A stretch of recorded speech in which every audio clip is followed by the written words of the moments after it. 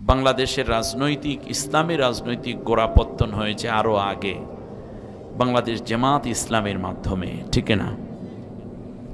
তো আলহামদুলিল্লাহ আরও কিছু ইসলামিক দল হলে কোনো অসুবিধা নাই, কিন্তু কামড়াকামড়ি, মারামারি, গীবত, শেকায়েত করা এইটা দোষণীয়। একজনে বলবে আমি হক, বাকি সব বেহক, এই কথাটাই বেহক কথা। অতএব সবাই মিলে যদি এই মুহূর্তে কাজ করা যায় তাহলে আগামীর পার্লামেন্ট আল্লাহর কোরআনের পার্লামেন্ট হতে পারে, ঠিক না বলেন? এজন্য রাসূল সাল্লাল্লাহু আলাইহি ওয়াসাল্লাম চমৎকার ইনস্ট্রাকশন দিয়েছেন।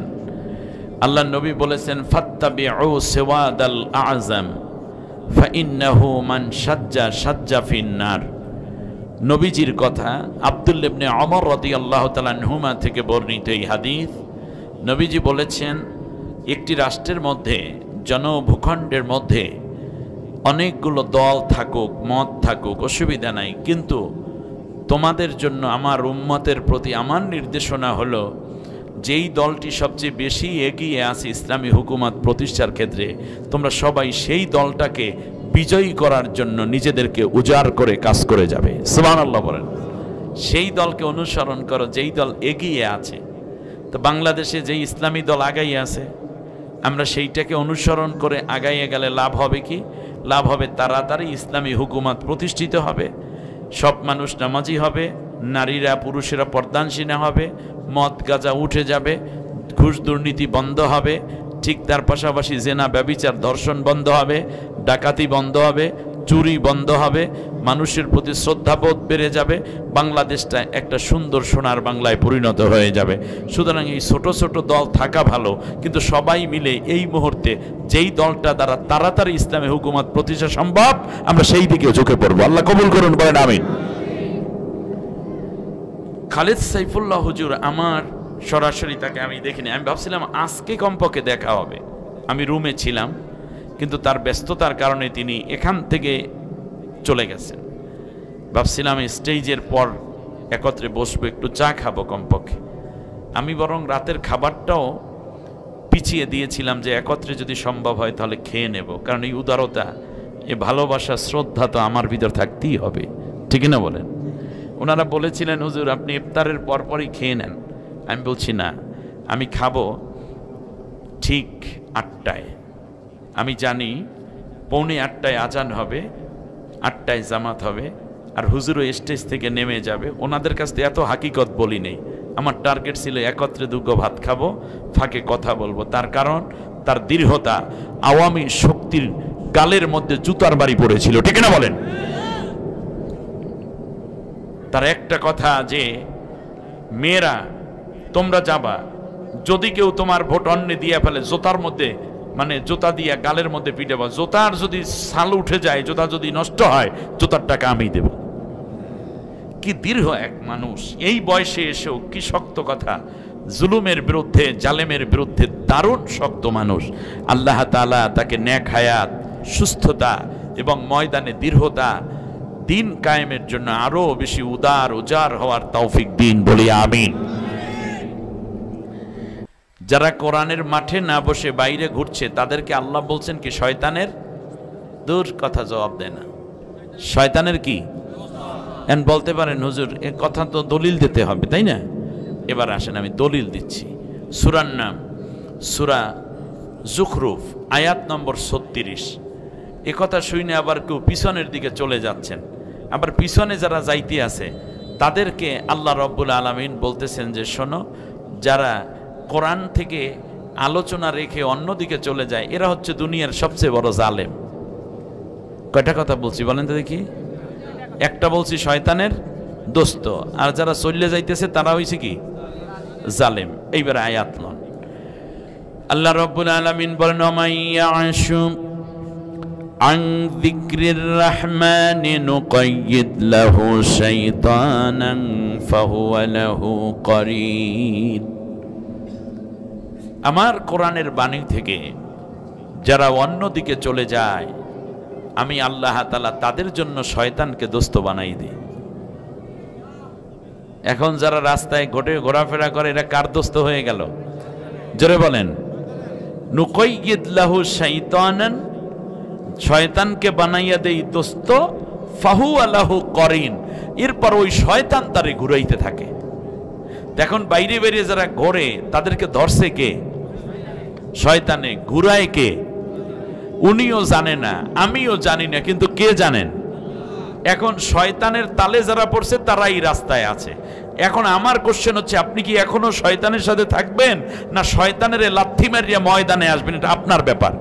তবে আল্লাহ তাআলা সামনের আয়াত বলেছেন খুব বেশি শক্ত কথা, ফায়াদিল্লুনাহুম আনিস সাবিলি ওয়া ইয়াহসাবুনা আন্নাহুম মুহতাদুন। আর এই শয়তান আমার এই বান্দাটাকে গোমরা করাই দেয়, গোমরা করে দেয়, পথভ্রষ্ট করে দেয়, আর সে মনে মনে ভাবে আমি তো হেদায়েতের উপরেই আছি। এই যে মনে করতেছে আমি মাহফিলে আসছি, সওয়াব হবে, আমি হেদায়েত পাবো, এই চিন্তাটা তার মাথার ভিতরে ঢুকাই দিয়েছে কে? শয়তানে। আসলে হেদায়েত সে পাবে না, সে এখন শয়তানের সাথী, শয়তান তার দোস্ত, সেও শয়তানের দোস্ত। এই শয়তানকে পরাজিত যদি না করতে পারেন তাহলে আপনি কাপুরুষ, ঠিক না?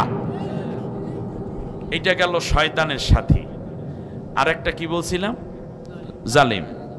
আল্লাহ রাব্বুল আলামিন বলেন, ওমান আসলামু মিম্মান যুক্কিরা বিআয়াতি রাব্বিহি ফাআরাদা আনহা।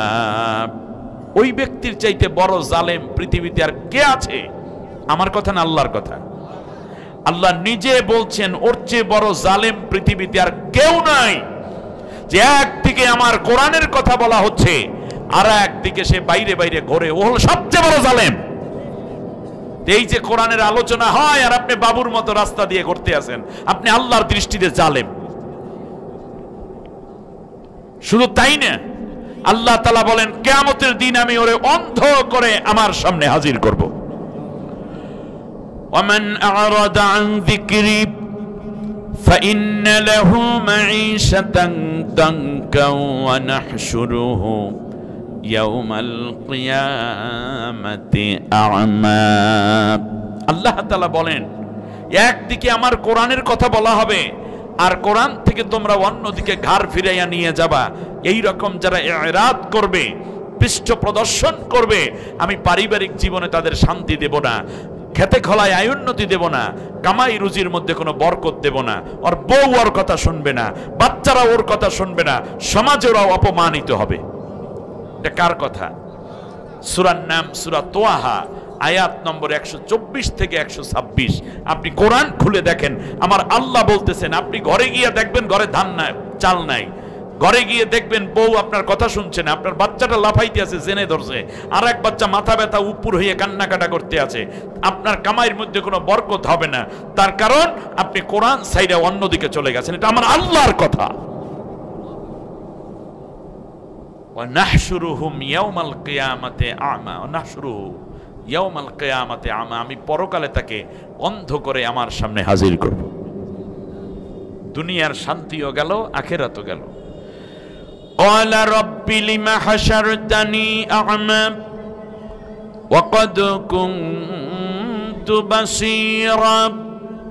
আল্লাহ তাআলা, দুনিয়ায় আমার চোখ ছিল, আমি কেন অন্ধ হইলাম? আল্লাহ রাব্বুল আলামিন বলবেন, দুনিয়ায় কোরআনের মাহফিল হতো, কোরআনের আলোচনা হতো, তোমরা অন্ধের মতো অন্যদিকে চলে যাইতা, কোরআনের ময়দানে বসো নাই, কোরআনের কথা শোনো নাই, কোরআনের আদব দেখাও নাই, সম্মান দেখাও নাই। এই কারণে আমি আল্লাহ তোমাকে বাস্তব অন্ধ বানাইয়া দিলাম। আজকে যেই চোখ নিয়ে তুমি ঘুরতেছো কোরআনের বাইরে বাইরে, এই চোখওয়ালা মানুষটিকে আল্লাহ অন্ধ করে দিবেন কিয়ামতের ময়দানে। আমার বক্তব্য না, আল্লাহর বক্তব্য। আপনাদের বিশ্বাস হয়? 99% সবার বিশ্বাস হয়, পুরা বিশ্বাস হয়। তাহলে যারা বাইরে বাইরে ঘুরতেছে তাদের পরিণতি ভালো না মন্দ? কঠিন মন্দ। আল্লাহ সবাইকে কোরআনের ময়দানে বসার তৌফিক দিন, বলেন আমিন। নবীজি বলতেছেন,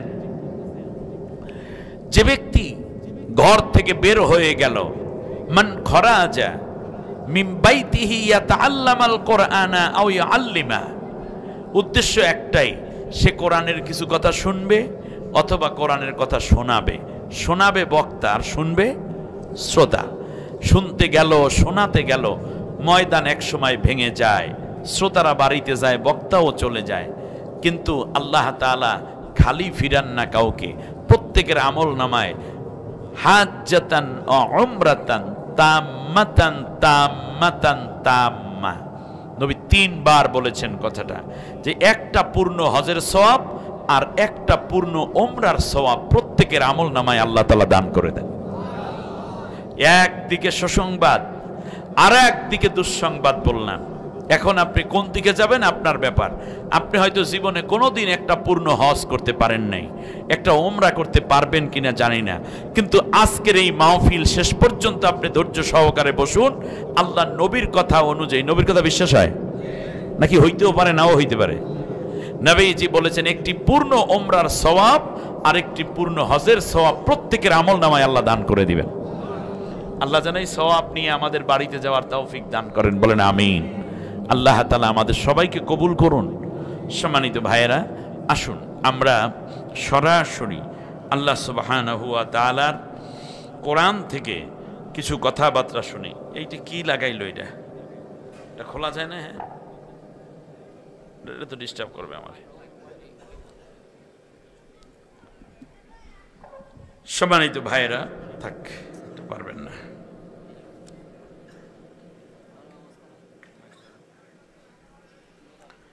আমরা আল্লাহর শুকরিয়া আদায় করে নিচ্ছি, যিনি আমাদেরকে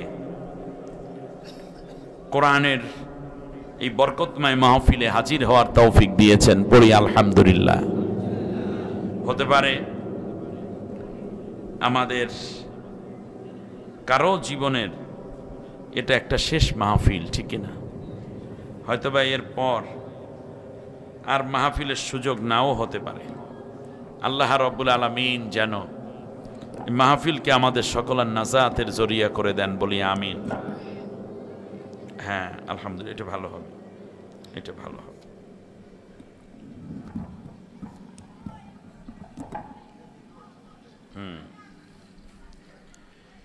আল্লাহ সুবহানাহু ওয়া তাআলা পৃথিবীকে সুন্দর করে সাজানোর পেছনে কোনো উদ্দেশ্য আছে না নেই? আছে। আমাদেরকে এই পৃথিবীতে পাঠানোর পেছনে আল্লাহ তাআলার কোনো উদ্দেশ্য আছে না নেই? একটু ভালো করে বলেন। আছে। নিঃসন্দেহে আমাদেরকে বানানোর এক মহান উদ্দেশ্য আল্লাহ তাআলা আমাদেরকে বুঝিয়ে দিয়েছেন, কিন্তু আমরা এই জায়গাগুলো অনেক ক্ষেত্রে ভুলে গেছি। আর যতটুকু মনে আছে তাও আমরা মনে হয় যেন মনে না করার মতো মনে করে থাকি মাঝে মাঝে। তাই আজ আমার আলোচ্য বিষয়ে চিন্তা করেছি আমাদের মৌলিক কর্মনীতি এবং কাজ কি করা উচিত, যা এই পৃথিবীতে আল্লাহ রব্বুল আলামিন আমাদের জন্য দিয়েছেন। আসুন আমরা সরাসরি আল্লাহ তাআলার কোরআন থেকে কথা বলি। আমার সাথে পড়েন, আউযু বিল্লাহি মিনাশ শাইতানির রাজীম, বিসমিল্লাহির রহমানির রহিম।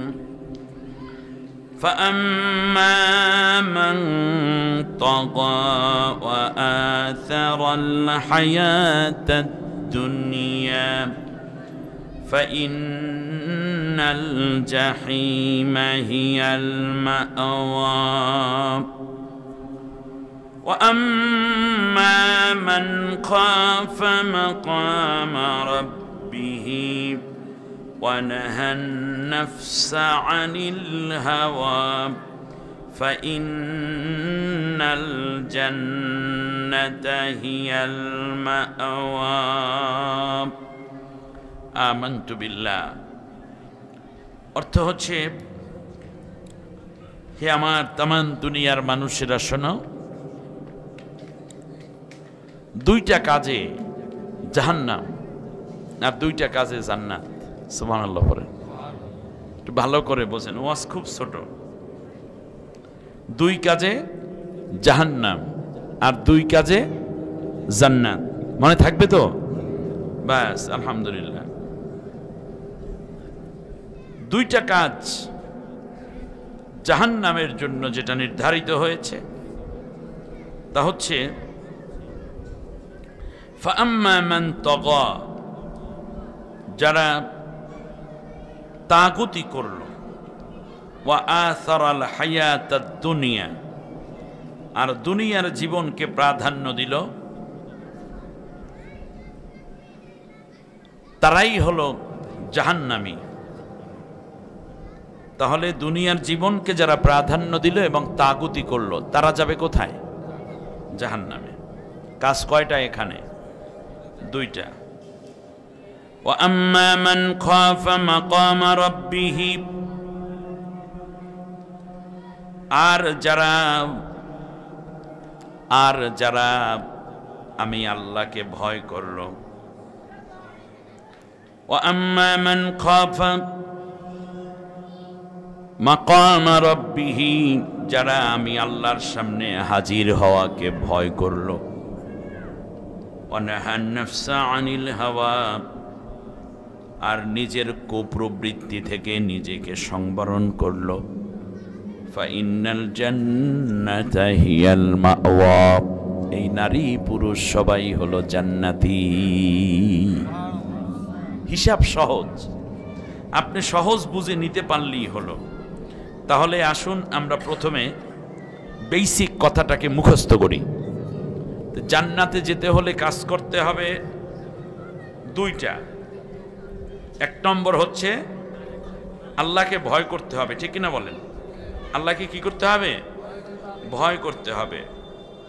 অনাহান নাফসা আনিল হাওয়া, আর অন্তরের মধ্যে যত রকমের কুপ্রবৃত্তি আছে সবগুলোতে আমাদের পরিত্যাগ করতে হবে, সব কিছুকে বাদ দিয়ে আল্লাহর ভয় নিয়ে জীবন যাপন করতে হবে। তাহলে আমরা যাব কোথায়? জান্নাতে। তাহলে আসেন, এক নম্বর হচ্ছে তাগুত এবং দুনিয়ার প্রাধান্য। তাগুতকে স্বীকার করা আর দুনিয়ার জীবনকে প্রাধান্য, এই দুইটা যারা দিবে যাদের জীবনে, তারা যাবে কোথায়? জাহান্নামে। ব্যাখ্যা আসতেছে একটু পরে। আর যারা আল্লাহকে ভয় করবে এবং আল্লাহর সামনে একদিন কৃতকর্মের জবাব দিতে হবে, নফসকে যারা গুনার কাজ নফস বলে কিন্তু গুনার কাজটা নিজে করে না, আল্লাহকে ভয় করে চলে, এরা যাবে কোথায়? জান্নাতে। এ দুইটা বিষয়কে সামনে রেখে আজকের আলোচনা। চারটা বিষয় আলোচনা করতে 4-15-60 মিনিট। কাগজ কলম থাকলে লিখতে পারেন, কারণ আমি যা বলবো সব কোরআন থেকে ইনশা আল্লাহ, বিমাশিয়াতিল্লাহ ওয়া বিফাদলিল্লাহ। সূরার নাম হচ্ছে সূরা আন-নাজিআত। সূরা নাজিয়াতের মধ্যে 46টা আয়াত আছে, 2টা রুকু আছে। এই 46 আয়াতের মধ্য থেকে আমি আপনাদের উদ্দেশ্যে মূলত এই 37, 38, 39, 40 কয়টা আয়াত হয়েছে? এই 4টা আয়াত তেলাওয়াত করেছি। 4 আয়াতের মধ্যে আল্লাহ জান্নাত জাহান্নাম বলে দিয়েছেন। সুবহানাল্লাহ বলেন। সহজ সিলেবাস, বিশাল ওয়াজ। বুঝতে পারার জন্য কান খাড়া করুন, অন্তরটাকে খুলে দিন, হৃদয় আত্মা দিয়ে অনুধাবন করুন। এতক্ষণ পর্যন্ত আমাদের যে ভাইটি চমৎকার আলোচনা করেছেন, উনি কি ওনার বাপদাদার কাহিনী বলছে না কোরআন বলছে? তাহলে এই কোরআন শুনতে হবে সবাই। এখন যা বলা হচ্ছে এটা কি আমার বাবার নাম লইছি একবারও না, এখানে সব আমার আল্লাহর কথা বলবো ইনশা আল্লাহ। আল্লাহ সুবহানাহু ওয়া তাআলা বলছেন, ফাআম্মা মান তাগা ওয়া আথারাল হায়াতাদ দুনিয়া ফাইন্নাল জাহিমা হিয়াল মাওয়া। যারাই, স্পষ্ট কথা হলো, যারাই তাগুতি করবে এবং দুনিয়ার জীবনকে প্রাধান্য দিবে তারা যাবে জাহান্নামে। এখন আসুন তাগুত কারে কয় আমাদের একটু বোঝা দরকার আছে না নাই? বলেন আছে না নাই? আছে। তাগুত কি জিনিস? এই তাগুত থেকে আমরা বাঁচব। আর দুনিয়ার জীবনকে আমরা প্রাধান্য দেব না। প্রাধান্য দেব কাকে? আখেরাতকে। বলেন কাকে? তাহলে আমরা দুনিয়ার জীবন প্রাধান্য না দেওয়া এবং তাগুতকে অনুসরণ করব না। অপরদিকে আমরা আল্লাহর সামনে দাঁড়ানোকে ভয় করব এবং নফসকে কুপ্রবৃত্তি থেকে বাঁচাইয়া রাখব। তাহলেই আমরা হয়ে যাই জান্নাতি মানুষ। আল্লাহ আজকে আমাদের সবাইকে জান্নাতি হওয়ার তৌফিক দিন। তাহলে প্রথম যেই দুইটা জিনিস ছাড়তে হবে সেই দুইটা কি কি? এক নম্বরে ছাড়তে হবে তাগুতকে। জোরে বলেন কাকে ছাড়তে হবে? তাগুতকে। এখন তাগুত কি? তাগুতকে বোঝানোর জন্য আমি একটা আয়াত তেলাওয়াত করি, তাহলে বুঝতে পারবেন যে তাগুত কি জিনিস। আল্লাহ রাব্বুল আলামিন বলেন, শোনো মুসা, মুসা পয়গম্বরকে নিয়ে আল্লাহ তাগুত চেনাচ্ছেন। ইযহাব ইলা ফিরআউন ইন্নাহু তাগা وقال فرعون أنا ربكم الأعلى। আল্লাহ তাআলা বলছেন, মুসা তুমি ফেরাউনের কাছে যাও। তার কারণ ফেরাউন তাগুত হয়ে গেছে। নাউজুবিল্লাহ বলেন। ফেরাউন কি হয়েছে? তাগুত হয়ে গেছে। এখন তাগুত কাকে বলে? তা তাগুত বুঝতে হলে যেতে হবে কার কাছে? ফেরাউনের কাছে। তাগুত শব্দের অর্থ হচ্ছে সীমা লঙ্ঘন করা। তাগুত অর্থ কি? সীমা লঙ্ঘন করা। সীমা লঙ্ঘন মানে এই যে আপনাদের বন্যা হলো না, ডানা নামক বন্যাটা হলো, পানি যাতে না উঠতে পারে, ভেরিবেদ আছে না নাই? আছে। আপনাদের বাড়িটা উঁচু করেছেন, এরপরে দেয়াল দিয়েছেন, পিড়া দিয়েছেন। পিড়া বলেন নাকি? হ্যাঁ, ঘরের যে মাটির ঘরগুলো, পিড়া, এগুলো দিয়েছেন। এরপরেও পানি, নদীর পানি, বিলের পানি স্বাভাবিকতা ছাড়িয়ে রাস্তাঘাট ডুবিয়ে দিয়েছে, ঘর বাড়ি তলিয়ে দিয়েছে, তখন পানি তগুত হয়েছে। তগুত মানে সীমা লঙ্ঘন করেছে। আপনারা যে সীমা দিয়েছেন পুকুরের পানিতে, সে পার বেয়ে পড়ে গেছে, অথবা বাহিরের পানি সীমা লঙ্ঘন করে ভিতরে ঢুকছে, এইটাকে বলে তাগুত। তগল মা, অ্যারাবিয়ানরা বলে পানি যখন বন্যা রূপ ধারণ করে তখন বলে তগল মা। আপনারা কি আসলে কথা বুঝতেছেন কিনা? পানি সীমা লঙ্ঘন করেছে। ঠিক তেমনি রাষ্ট্র জীবনে যারা শাসক হয়, সেই শাসক যদি যে সীমা আছে রাষ্ট্রে, সেই সীমার বাইরে গিয়ে যদি অত্যাচার করে, পীড়ন করে, নিপীড়ন করে, মানুষের উপরে যন্ত্রণা দেয়, সেই সরকারকে বলে তাগুতি সরকার। তাহলে এখানে আমরা একটা জিনিস বুঝলাম, তাগুত স্বাভাবিকভাবে কোনো প্রজা হয় না। প্রজা গুনাহগার হয় যখন তাগুতকে সমর্থন দেয়। মূলত আইন পাঠ যারা করে তারাই তাগুত হয়। কারণ ফেরাউন রাষ্ট্রের কি সাধারণ মানুষ না সরকার প্রধান? তাহলে বোঝা যায় ফেরাউন হলো সরকার প্রধান। অতএব সে এমন আইন করেছে যা দেশের মানুষের জন্য কষ্ট, এমন কাজ করেছে যা দেশের মানুষের জন্য পীড়ন দেয়, নির্যাতিত হয়, কিন্তু এরপরও সে ওটা কইরেই ছাড়তেছে। ওই সরকারটাকে বলে কি সরকার? এই যে সরকার পালাইয়ে গেছে, এইটা আসলে কি সরকার ছিল? বাস। এবার আমরা সামনে আসি আস্তে আস্তে করে বোঝার জন্য। আমি আপনাদেরকে কিছু কথা দিচ্ছি। আল্লাহ রাব্বুল আলামিন বলেন, শোনো, ফাআম্মা মান তাগা, যারা এইভাবে তাগুত হবে, ওয়া আসারাল হায়াতাদ দুনিয়া, দুনিয়ার জীবনকে প্রাধান্য দিবে। আর তাগুতেরা স্বাভাবিকভাবে দুনিয়ার জীবনটাকে প্রাধান্য দেয়। তারা দীর্ঘদিন ক্ষমতায় থাকতে চায়, দীর্ঘ ক্ষমতায় থাকার জন্য প্ল্যান করে। এটা কোন সরকারের আমল? মানে এটা কোন সরকারের আলামত বলেন তো দেখি? তাগুত সরকারের আলামত বুঝতে হবে। আচ্ছা বলেন তো দেখি, 18 বছর ক্ষমতায়, এরপরেও তারা কত বছর ক্ষমতায় থাকতে চেয়েছিল মনে আছে আপনাদের? 2041। ও ভাই, মাঝখানে কয় বছর বাকি? মনে করেন এই 24 বছর থেকে 2024 থেকে 41, মাঝখানে বাকি আছে এখনো 17 বছর। যেখানে 17 মিনিটের নিশ্চয়তা নাই, সেখানে তারা 17 বছরের প্ল্যান করেছে। এর মানেই হচ্ছে সে থাকবেই থাকবে। তোমরা ভোট দিতেও পারো, নাও দিতে পারো, মানতেও পারো, নাও মানতে পারো। আমাকে ভোট আমরা দিয়ে এলো, মরা মানুষের ভোট, জীবিত মানুষের ভোট, দিনের ভোট রাত্রে মারিয়া বাক্স ভরিয়ে দেবো। তোরা মানলে মানলি, না মানলে না মানলি, যা কইছি কইছি তো কইছি। এটা কি জুলুম নাকি এহসান? এটা কোন সরকারের আলামত? জোরে বলেন। আল্লাহ রাব্বুল আলামিন বলেন, শোনো, ফামান ইয়াকফুর বিত-তাগুত ওয়া ইউমিন বিল্লাহি ফাকাদ ইসতামসাকা বিল উরওয়াতিল উসকা লা ইনফিসামা লাহা আল্লাহু সামিউন আলীম। আল্লাহ রাব্বুল আলামিন সূরা বাকারার মধ্যে চমৎকার করে বললেন, এই পৃথিবীতে যারা এই ধরনের তাগুতকে অস্বীকার করবে, অস্বীকার করবে কাকে? ওয়ায়ুমিন বিল্লাহ, এরপরে আমি আল্লাহ রাব্বুল আলামিনের উপরে ঈমান আনবে, ফাকাদ ইসতামসাকা বিল উরওয়াতিল উসকা, ওই বান্দা বান্দি এমন একটা রহমতের রশি ধারণ করবে, যেই রশির এক প্রান্ত আমি আল্লাহর হাতে, আর এক প্রান্ত জমিনে আমার বান্দা ধরবে। পৃথিবীর এমন কোনো শক্তি নাই আমার হাত থেকে আমার বান্দা বান্দিকে কেউ ছুটাইয়া নিতে পারে।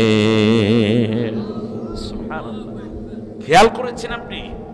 তাহলে এখানে আয়াতটা একটু বোঝেন। আল্লাহ বলছেন, ফামাই ইয়াকফুর বিত-তাগুত, যারা তাগুতি শক্তিকে আগে অস্বীকার করবে, তাগুত নেতা, তাগুত নেত্রী, তাগুত দল, এইটাকে মাইনে তারপর ঈমান আনবে, নাকি আগে এই দল ছাইরে দিয়ে তারপর ঈমান আনবে?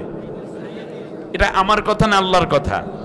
কারণ আপনি যদি তাগুতকে মনে রেখে ভালোবেসে তারপর ঈমান আনেন, এই ঈমান আল্লাহ কোনোদিন কবুল করবে না। এটাই হচ্ছে মুনাফিকি। তাহলে আগে আল্লাহর উপর ঈমান আনা নাকি আগে তাগুতকে অস্বীকার করা?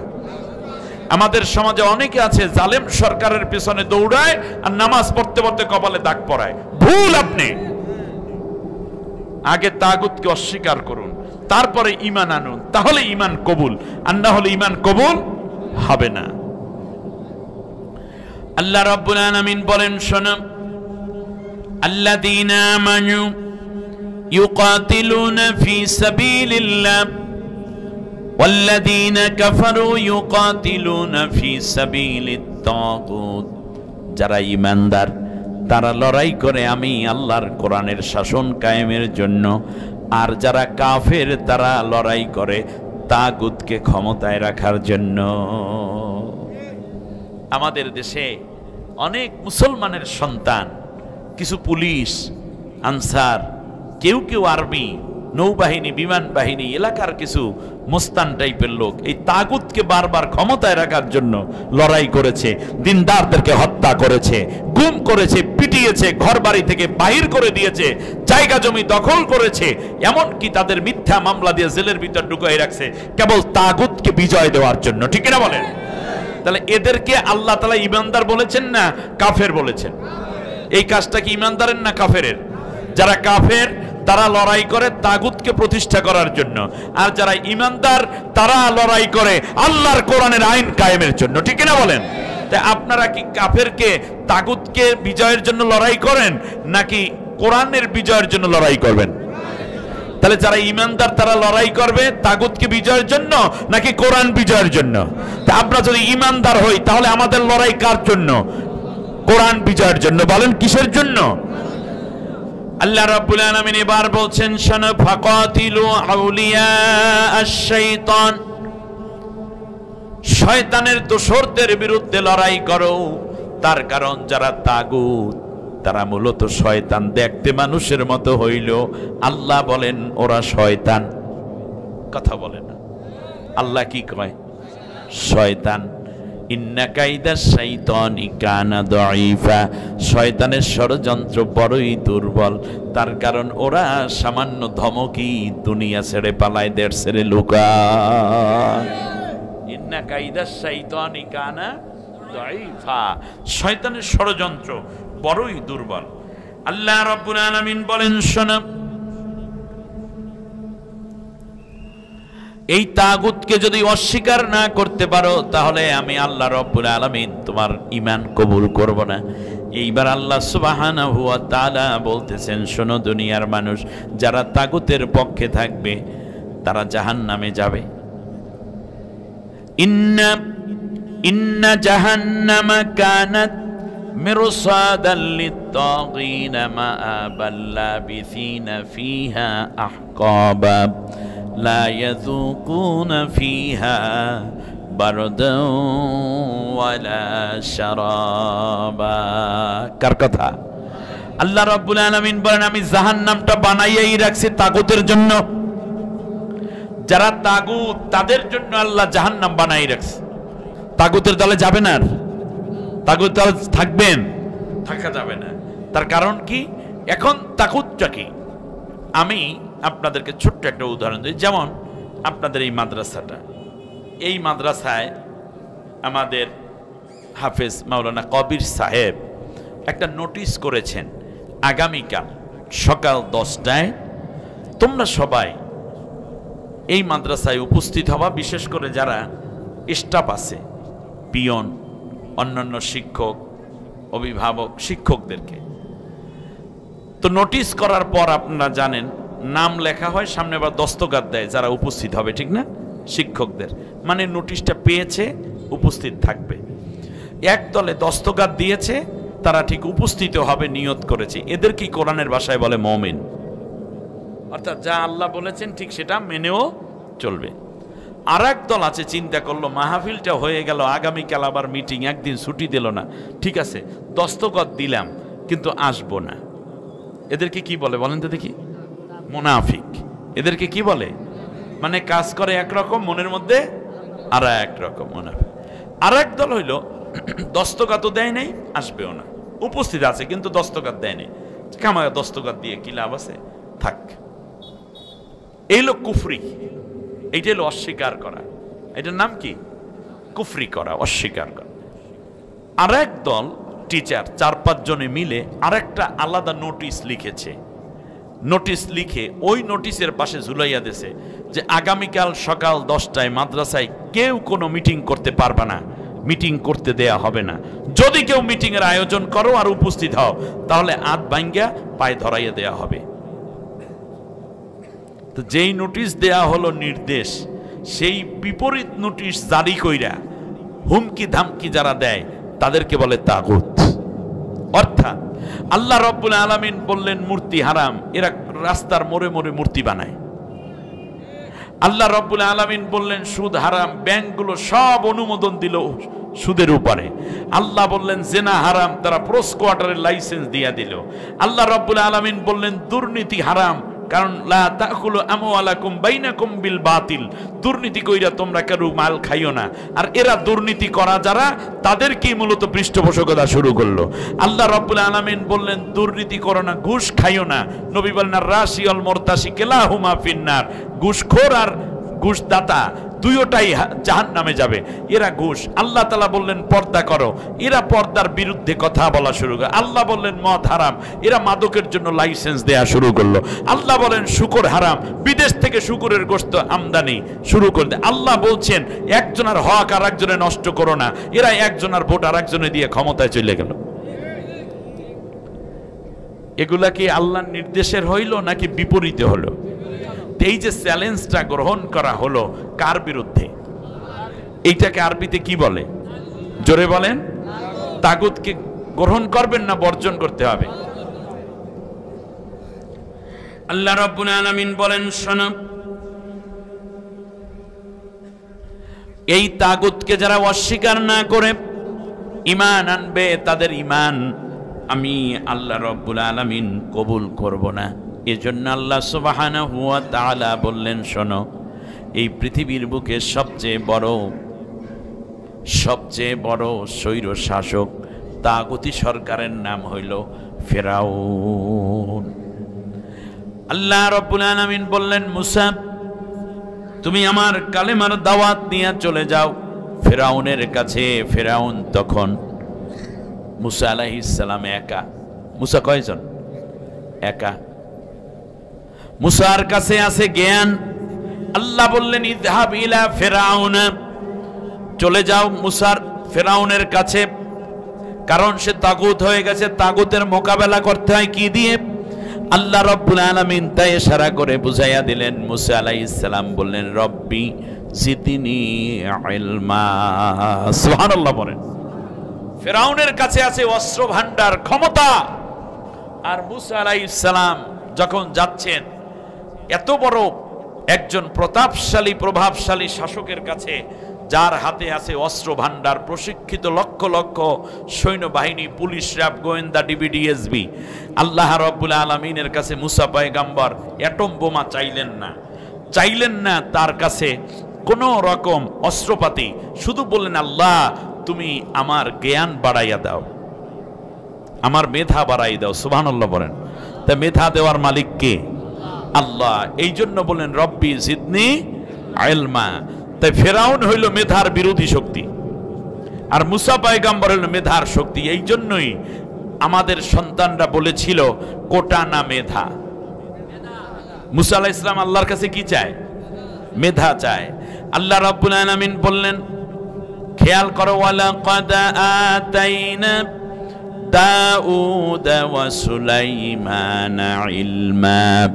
আমি আল্লাহ রাব্বুল আলামিন দাউদ এবং সুলাইমানকে মেধা দান করেছিলাম। সুবহানাল্লাহ। তাগুতি সরকার কোনোদিন মেধাকে বরদাস্ত করতে পারে না, এজন্য মেধাবীদেরকে হত্যা করে আর অজ্ঞ মূর্খ লোক তৈরি করে। যেমন আল্লাহ কোরআনে বলছেন, ওয়া আতাল্লা ফিরআউনু কওমাহু ওয়া মা হাদা।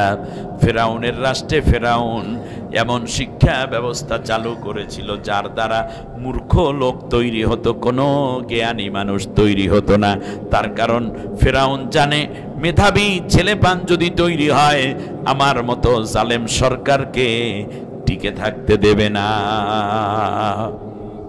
মেধা, আমার দেশের মেধাবীদেরকে হত্যা করার জন্য প্রায় ৩,০০০-এর উপরে ছাত্রছাত্রী অন্ধ হয়ে গেছে। আপনারা জানেন এত বেশি বুলেট পড়েছে, অর্থাৎ মাথা বরাবর গুলি করেছে। মেধা থাকে কোথায়? এই জন্য মাথা বরাবর চেহারা বিকৃত হয়ে গেছে, এমন কি চোখের মধ্যে বুলেট ঢোকার কারণে চোখ অন্ধ হয়ে গেছে ৩,০০০-এর উপরে। এর মানে মেধাবীদেরকে বরদাস্ত করতে পারে নাই তারা। আর তাদের সোনার ছেলে তথাকথিত ছাত্রলীগ যারা ছিল তাদেরকে কলম কেড়ে নিয়ে তাদের হাতে দিয়েছে তারা অস্ত্র। কোন মেধাবী ছেলে ছাত্রলীগে আর রইলই না। তাদের রুমগুলোতে পাওয়া যায় মাদক, হেলমেট পাওয়া যায়, হকি স্টিক, ছুরি, রামদা পাওয়া যায়, বুলেট ভর্তি বিভিন্ন বন্দুক, রিভলভার, AK-47, আর পাওয়া যায় মেয়েদের ড্রেস। এগুলো কি? এর মানে হচ্ছে যখনই কোনো কাজ লাগে তখনই ছাত্রলীগকে সামনে দেয়া, তাদেরকে বলছে তোমরা চাঁদাবাজি করে খাও, তোমাদেরকে দিয়ে দিলাম চাঁদাবাজি করতে। আমার ছেলেরা কি ইউনিভার্সিটি চাঁদাবাজির জন্য আওয়ামী লীগ করতে গিয়েছিল? তারা গিয়েছিল পড়ালেখা করার জন্য। উপরন্তু যারা মেধাবী ছেলে তাদেরকে হত্যা করা হতো ইউনিভার্সিটিগুলোতে, তাদেরকে হলে থাকতে দেয়া হতো না। নামাজি ছেলেদেরকে বলা হতো এরা শিবির করে, এরা চরমনাই করে, এরা তাবলীগ করে, বিভিন্ন আচার। এমনকি মুসলমান সন্তানরা ঢাকা ইউনিভার্সিটিতে ভর্তি হলো ছাত্রলীগ করার কারণেই তারা একটা পর্যায়ে বিগত 17টা বছর পর্যন্ত সলিমুল্লাহ মুসলিম হলে আযান দেয়াকে নিষিদ্ধ করে রেখেছিল। কি বললেন আপনারা? কি বুঝলেন? এ হচ্ছে তাগুতের সংস্রবে থাকার সবচেয়ে বড় প্রতিক্রিয়া, কুফল। আমার ভাইয়েরা খেয়াল করুন, তাগুত মেধাবী হইতে দেয় না। এজন্য আল্লাহ তাআলা সূরা তাহার 79 নম্বর আয়াতে বললেন, ওয়া আদাল্লা ফিরআউনু কওমাহু ওয়া মা হাদা। ফিরআউন জাতির লোকদেরকে একটুও হেদায়েত দেয় নাই, মানে সত্য সুন্দর জ্ঞান দেয় নাই, পথভ্রষ্ট করে রেখেছিল, মাদক সেবী বানাইয়া দিয়েছিল, তাদের মধ্যে অশ্লীলতা ছড়িয়ে দিয়েছিল, যাতে করে এইগুলা নিয়ে যুবকরা পড়ে থাকবে আর ওনার ক্ষমতা দীর্ঘস্থায়ী হবে। কারণ মেধাবী হলেই না প্রতিবাদ করে। তাহলে কি করত? আল্লাহ রাব্বুল আলামিন বলেন, فَزُمِيَ السَّحْرَةُ لِمِيقَاتِ يَوْمٍ مَّعْلُومٍ وَقِيلَ لِلنَّاسِ هَلْ أَنتُم مُّجْتَمِعُونَ। সূরা শুআরার ৩৮-৩৯ নম্বর আয়াতে গিয়ে আল্লাহ বলছেন, ফেরাউন রাষ্ট্রীয় উদ্যোগে নাচ, গান, ড্যান্স, মেয়েদের লাফালাফি, বেপর্দা, বেহায়া, মাদক, উচ্ছৃঙ্খলতা, ফুটবল খেলা, হাডুডু খেলা, এই রকম ঢাকার এবং বিভিন্ন রাজধানীর বড় বড় অথবা মফস্বলে বড় বড় জায়গায় লোকদেরকে জড়ো করে বলতে, এই তোমরা সবাই নাচ গান দেখতে আইসো। এমনকি ক্যাসিনো, জুয়া, তাস, এই ধরনের খেলাধুলা নিয়ে তারা, হাউজি খেলা, এইগুলো নিয়ে তারা পড়ে থাকতো। আসলে রাষ্ট্রের মধ্যে মৌলিক দায়িত্ব পালনের যোগ্যতা সম্পন্ন কোনো লোক সে তৈরি করতো না। এই কাজটা ছিল কার? ফেরাউনের। আল্লাহ রাব্বুল আলামিন বলেন, শোনো, কিন্তু আমার মুসাকে আমি জ্ঞান নিয়ে পাঠাইলাম। যখন পাঠাইলাম জ্ঞান নিয়ে, একদল যুবক ছেলেরা চিন্তা করলো ফেরাউনের কাছে কিচ্ছু নাই, এইভাবে জীবন চলে না। এই চিন্তা করে তারা মুসার উপরে ঈমান আনলো। সুবহানাল্লাহ বলেন। কার উপরে? মুসার উপরে ঈমান আনলো। ফামা আমানা লিমুসা ইল্লা যুররিয়াতুম মিন কওমিহি আলা খাউফিম মিন ফিরআউনা ওয়া মালাইহিম আন ইয়াফতিনাহুম। যুবকদের মধ্যে মেধাবী যারা, একটু একটু জ্ঞানের আলো, তারা চুপি চুপে মুসার উপর ঈমান আনছে। সুবহানাল্লাহ। ফেরাউন খবর পেয়ে গেছে। খবর পেয়ে 9 জনকে গ্রেফতার করলো, মেধাবী যুবক। সুবহানাল্লাহ। আহা, সূরা তাহার ৭১ নম্বর আয়াত পড়ে দেখেন। ফেরাউন বলল, তোমরা নাকি মুসার দলে যোগদান করেছ, মুসার উপর ঈমান এনেছো। যুবকরা অকপটে সরল মানে স্বীকার করলো, হ্যাঁ আমরা মুসার দলে আছি। পরিণতি জানো? কয় না তো জানি না। বলল, লাউ কত্তি আন্নাই দিয়ে কুমার জুলাকুম মিন খিলাফিন, তোমাদের বিপরীত দিক থেকে হাত এবং পা কেটে দেব, আর কাউকে কাউকে খেজুর গাছের সাথে ঝুলাইয়া হত্যা করব, ফাঁসি দেব। আমার কথা না আল্লাহর কথা। ওই সময় ফেরাউন কি করছে আমরা কি জানি? জানি না। কিন্তু খেয়াল করুন, আল্লাহ রাব্বুল আলামিন বললেন মুসা পয়গম্বরকে লক্ষ্য করে, মুসা পয়গম্বরের সাথীদেরকে যখন যুবকদেরকে এই কথা বলা হলো, যুবকরা বলল, হাত পা বিপরীত থেকে কাটবা আর ফাঁসির ভয় দেখাও। আমরা যে কালেমা পড়েছি, শুধু হাত পা নয় বরং পায়ের নখের আঙ্গুল থেকে নিয়ে মাথার চুলের আগা পর্যন্ত যদি কুচি কুচি করে কেটে ফেলো, তারপরেও আমরা যে ঈমান এনেছি ওখান থেকে আর ফিরে আসব না। তাগুতকে অস্বীকার করে আমরা আল্লাহর উপর ঈমান এনেছি। এটা পরিবর্তনীয় কোনো বিষয় নয়। আমরা তোমাকে অস্বীকার করি, ঈমান এনেছি। সুবহানাল্লাহ বলেন। আল্লাহ রাব্বুল আলামিনের কথা দেখেন। ফেরাউন হাত পা কাটলো বিপরীত দিক থেকে 7 জনার, আর 2 জনকে ফাঁসি দিল। আর 90 লেডি ফেরাউন কি করলো জানেন? যাওয়ার আগে এত সংখ্যক ছাত্রদের গায়ে গুলি ছিঁড়েছে, এমনকি আমার দেশের ছাত্রদেরকে হত্যা করার জন্য ভারত থেকে পুলিশ আনছে। জানেন কিনা? যারা 5 আগস্ট পালাই গেছে। মানে আমাদের দেশে, বাংলাদেশে এত ছাত্র, এত মানুষ থাকতে ভারতের পুলিশ কেন? ভারতের পুলিশগুলো হিন্দু, অর্থাৎ মুসলমান মারতে হিন্দুকে ব্যবহার করবে, মায়া লাগবে না। এই জন্য আমাদের দেশের পুলিশের উপরে প্রভুর বিশ্বাস ছিল না। ঠিক না? এখন আমার কথাগুলো কি আপনাদের গায়ে লাগে না নাকি? আপনি বুঝতে পারেন, বিদেশি পুলিশ এনে আমার দেশের মানুষকে হত্যা করার জন্য কাজ করেছে। একে আপনি কি বলবেন? কি বলবেন একে? শেষ পর্যন্ত কি করলো? যারা আহত হলো তাদের মধ্য থেকে এই পর্যন্ত 2334 জন। আজকে আপনি লেটেস্ট খবর সার্চ দেন ইউটিউবে, 2334 জন। এদের কারো হাত এবং কারো পা কেটে ফেলতে হয়েছে। ওই যে গুলি যা ছুড়েছে বুলেট, এটা এত বিষাক্ত, ডাক্তার বলতেছে যদি পাও না কাটি তাহলে 2-3 দিনের মধ্যে গোটা শরীরে ক্যান্সার হয়ে যাবে। এত বিষাক্ত বুলেট তাদের শরীরের উপরে পুশ করা হয়েছে।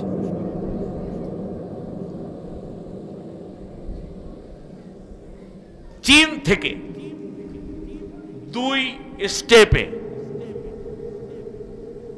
52 জন ডাক্তার এসেছে এই কাটা হাত এবং পা, কৃত্রিম পাও হাত লাগাইয়া যদি ওদের জীবনটা একটু কোনো কাজে লাগানো যায়। তাহলে ফেরাউন কাটলো 7 জনার, আর এ কাটছে 2324 জনার। কেটা বড় ফেরাউন? হ্যাঁ, নাম করেন। কি খালি ওয়াজ শোনেন না? ওয়াজ শোনেন আর মাথা নিচু করিয়া থাকেন আর তাগুতের পিছনে দৌড়ান, এইটা হইতো না। শুধু তাই, আমি গোটা কোরআন অনুবাদ করেছি, আলহামদুলিল্লাহ, আলহামদুলিল্লাহ, সুম্মা আলহামদুলিল্লাহ, আল্লাহ আমাকে তৌফিক দিয়েছেন। কিন্তু কত জালেম শাসকের ইতিহাস পড়েছি, তার রাষ্ট্রের কোন জনগণকে অন্ধ করে দিয়েছে এইরকম কোন রিপোর্ট আমার জানা নাই। আয়না ঘরের মতো জঘন্য নির্যাতনের সেল পৃথিবীর কোন স্বৈর শাসক, নমরুদ, ফিরাউন, হামান, এরা কেউ বানায় নাই, চাই এই পতিত সরকার পালিয়ে যাওয়া সরকার বানিয়ে দিয়েছিল। এত বড় জঘন্য, যেখানে বছরের পর বছর চোখ বাঁধা, হাত পিছনে বাঁধা, পাও বাঁধা, দিনের বেলায় একবার মাত্র 5 মিনিট সময় দিত, গোসল করো, ওযু করো, ওয়াশরুমে যাও, পায়খানা পেশাব করো, মাত্র 5 মিনিট সময়। আজান শুনতে দেওয়া হতো না। আজানের সময় যদি কোনো আজানের ধ্বনি ভিতরে যেন না যায়, সেই জন্য এত জোরে বাদ্যযন্ত্র বাজানো হইতো যাতে করে কোনো মুসলমান কয়েদি যেন আজানের আওয়াজ শুনতে না পারে। কি ওয়াজ করব? এই কথাগুলোর যত ওজন, আল্লাহ যে আমাদেরকে বাঁচিয়েছেন এই জন্য আল্লাহ শুকরিয়া আদায় করি, আলহামদুলিল্লাহ। দেশের টাকা, হাজার হাজার কোটি টাকায় একজন মাত্র ব্যক্তি, যার নাম দরবেশ। চিনেন আপনারা? এই সরের মানুষেরা নাম শুনছেন? এর পুরা নামটা কি? সালমান ফাজিল রহমান নাকি? হ্যাঁ, এই যে কত বড় বজ্জাত, 36 কোটি নাকি 3600 কোটি, 36,000 কোটি। টাকা পয়সা যারা নাড়াচাড়া করেন তারা বুঝবেন। 36,000 কোটি টাকা আমার দেশ থেকে বিদেশে পাচার করেছে। এর মানে এই দেশটার প্রতি তার কোনো মায়া নেই। এই 36,000 কোটি টাকা সে যদি দেশে খাটাতো তাহলে তো কমপক্ষে আমার দেশে অনেক যুবকের চাকরি হতো। দুর্নীতি করছে, দেশে লাগাইলো তো, বিদেশে নিয়ে গেছে। এই টাকাই শেষ না, আরো টাকা আছে তার। আচ্ছা, এই লোকটা হইল একেবারে পলাতক প্রধানমন্ত্রীর খুব কাছের মানুষ। 36,000 কোটি টাকা পালাইতে পারেনি, নিজে পালাইতে পারেন, টাকা পালাইয়ে দিয়া নিজে ধরা খাইয়ে গেছে। ধরা খাওয়ার আগে যখন দেখছে 5 আগস্ট অবস্থা খুব খারাপ, পাকা দাড়ি, পাকা চুল, দাড়ি আর মোস পুরোপুরি ক্লিন শেভ করছে, সব কামাই হেলাইছে এই বয়সে এসে। এখন কি করবে? চুলগুলারে কলব মাখাইয়া কালা করছে। আপনি দেখেন নাই মনে হয়? দেখছেন, মাশাআল্লাহ, তাই তো ভালো হয়েছে, ওয়াজ ঠিক আছে। এরপরে কি করলো? সে রওনা করছে নৌকায় চড়িয়া, ডিঙ্গি নৌকায় উঠছে, নৌকার মধ্যেই ধরা খাইছে। কোস্ট গার্ড তাকে নিয়ে গেছে। যাওয়ার পরে রিমান্ড শুরু হয়েছে, জিজ্ঞাসাবাদ করতেছে। এক পর্যায়ে জিজ্ঞেস করলো, আচ্ছা বুঝলাম না হয় আপনি যা করার তো করছেন, আপনি দাড়িগুলো কামাইলেন কে? কামিয়া চুপ করো, তোমরা পুলিশ মানুষ, এইগুলো বুঝবা না। বুঝি না দেখি তো জিজ্ঞেস করছি, বলতে হবে। বললো যে শোনো, দাড়ি রাখা হইল সুন্নত আর জীবন বাঁচানো হইছে ফরজ। কি ফতুয়া দেশে চিন্তা করছেন আপনি? জীবন বাঁচান ফরজ, ফরজ রক্ষার জন্য সুন্নত কামাই ফেলাইছে। শেষ রক্ষা হলো আর এক বদমাইশ আল্লামা সাইদি সাহেবের ফাঁসির রায় দিয়ে সে গর্ববোধ করত, কালামানিক। হ্যাঁ, সে বাংলাদেশ ছেড়ে পালিয়ে যাচ্ছে 70 লাখ টাকা নিয়ে। গুন্ডরা আবার সেই টাকা লইয়ে গেছে। পাশে তার দাড়ি ছিল, সেইগুলারে আবার ছিল না, সে আবার দাড়ি রাখছে। বুজুর্গানে দিন মাহবুবে সোবহানি কুতুবে রব্বানি রওনা করছে। আল্লাহ তাআলা শোয়াইয়া দিছে কলা পাতার উপরে। মশায় কামড়ায়, উনি চলে গেছে মনে করছে দাদার দেশে। আমি কি এদেশে আসছি বাংলাদেশে ফিরে যাওয়ার জন্য? ব্যাস ঘুম ভাঙ্গার পরে মানে কি জানি ফাটাইয়া হলাইছে বলা হয়নি সিপ দিয়া। যাই হোক, ওটা তো গেছে গেছে ওই দিকে। শেষ পর্যন্ত সেই লোক এখন মোটামুটি জিকির আজগারে ফিকিরের মধ্যে আছে। বিচার হবে, নির্দোষ আল্লামা সাইদির পেছনে হত্যায় যারা জড়িত তাদেরকেও খুঁজে এই রাষ্ট্রীয় সর্বোচ্চ বিচারের কাঠগড়ায় তাদেরকে দাঁড়াতেই হবে, ঠিক না বলেন? আমার ভাইয়েরা, আল্লাহ রব্বুল আলামিন, আপনারা দেখেন নমরুদের নাম শুনছেন? কথা বলেন না কেন?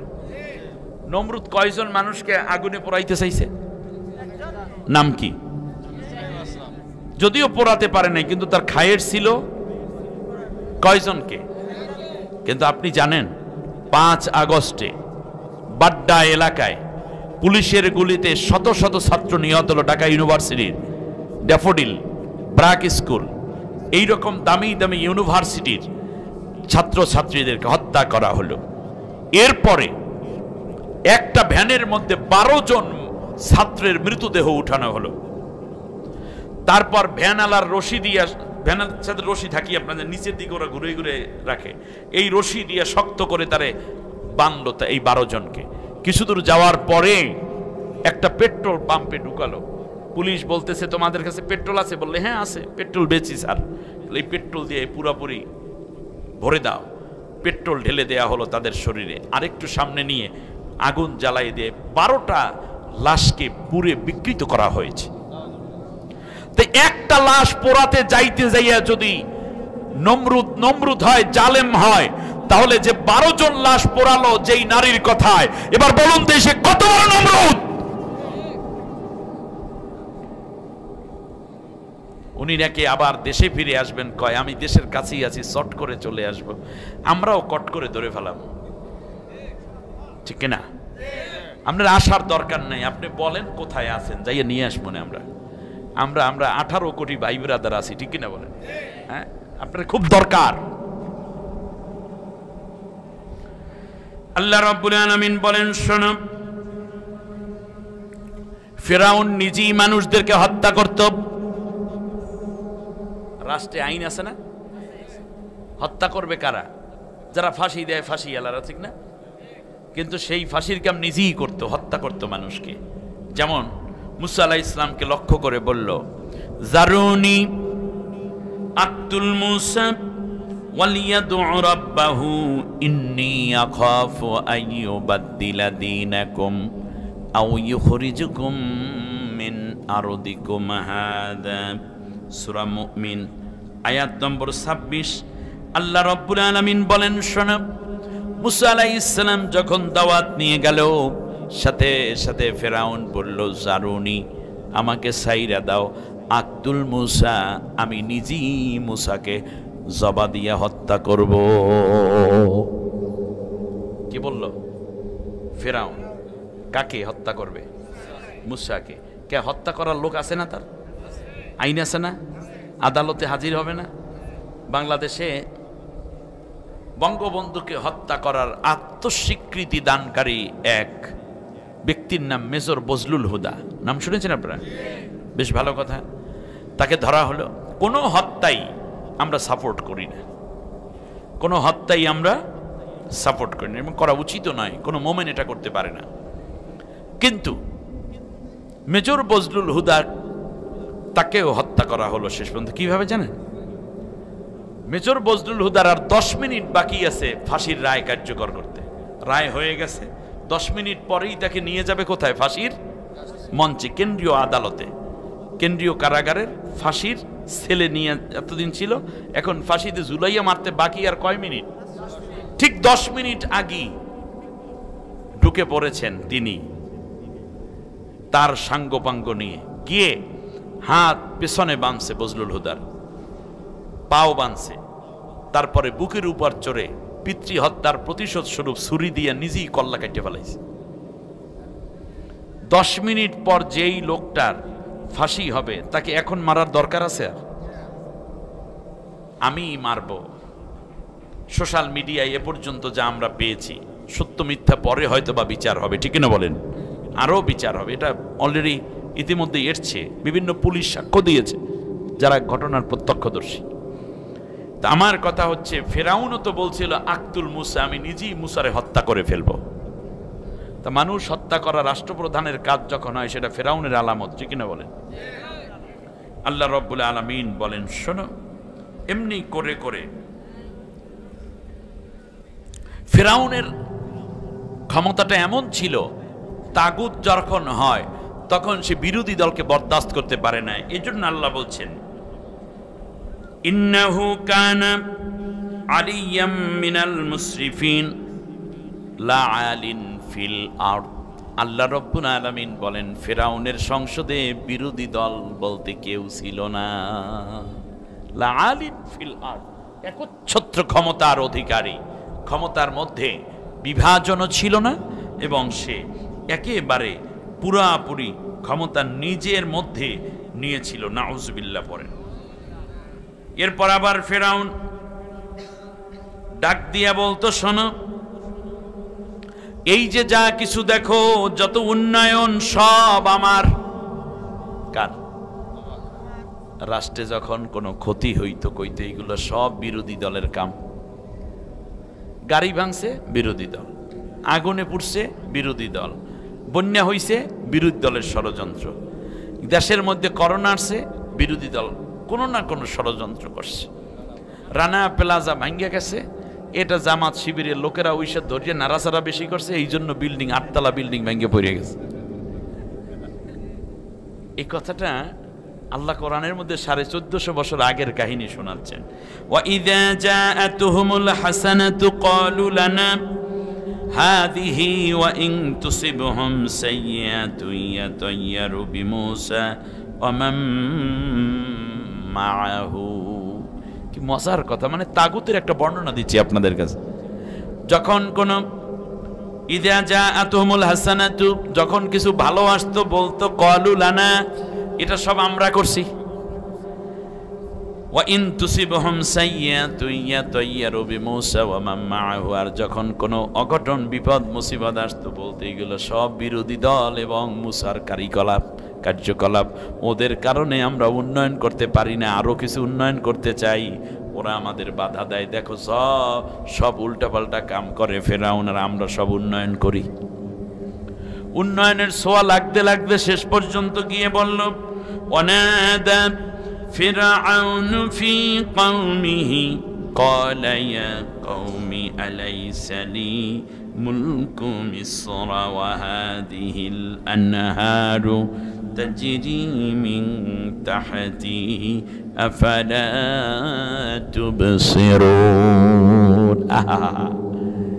তো আমার জাতির লোকেরা, এই যে নীলনদ দেখো, এই যে লোহিত সাগর দেখো, এর মধ্যে যে জোয়ার আসে, ভাটা হয়, এর মধ্যে যত মাছ আনাজ দেখতে পাও, এই সব কিছু কিন্তু আমার দান। আমি না হইলে এইগুলা কিন্তু জোয়ার ভাটা আসতো না, পানি পাইতা না। পানি দেয় কে? নদীতে জোয়ার ভাটা করেন কে?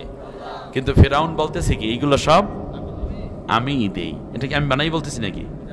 এই যে ফেরাউন এই কথাগুলো বলতো। এমন কি লেডি ফেরাউন তো বলেই ফেললো যে বাংলাদেশে আমরা সরকারে আসার পর মানুষের হায়াত বাড়াই দিছি, হায়াত, গড় হায়াত বাইরে গেছে মানুষের, ঠিক কিনা বলেন? হায়াত দেওয়ার মালিক কে? এটা পাইছেন কোথায়? কোরআনে আছে, আমান নুআম্মিরহু নুনাক্কিসু ফিল খালকি আফালা ইয়াকিলুন। আমি আল্লাহ হায়াত বাড়াই, আমি আল্লাহ যার ইচ্ছা হায়াত কমাইয়া দেই। বলুন, হায়াত বাড়ানোর মালিক কে? কিন্তু তিনি বললেন উনি হইলেন নাকি হায়াত বাড়ান কমানোর মালিক। এই যে মূর্তিগুলো বানাইছিল তার বাবার ৯,৫০০ মূর্তি। সারা বাংলাদেশে কত মূর্তি? ৯,৫০০ মূর্তি। এইগুলো কি মনে করেন শুধু দেখার জন্য বানাইতেছে? না, কি করতো জানেন?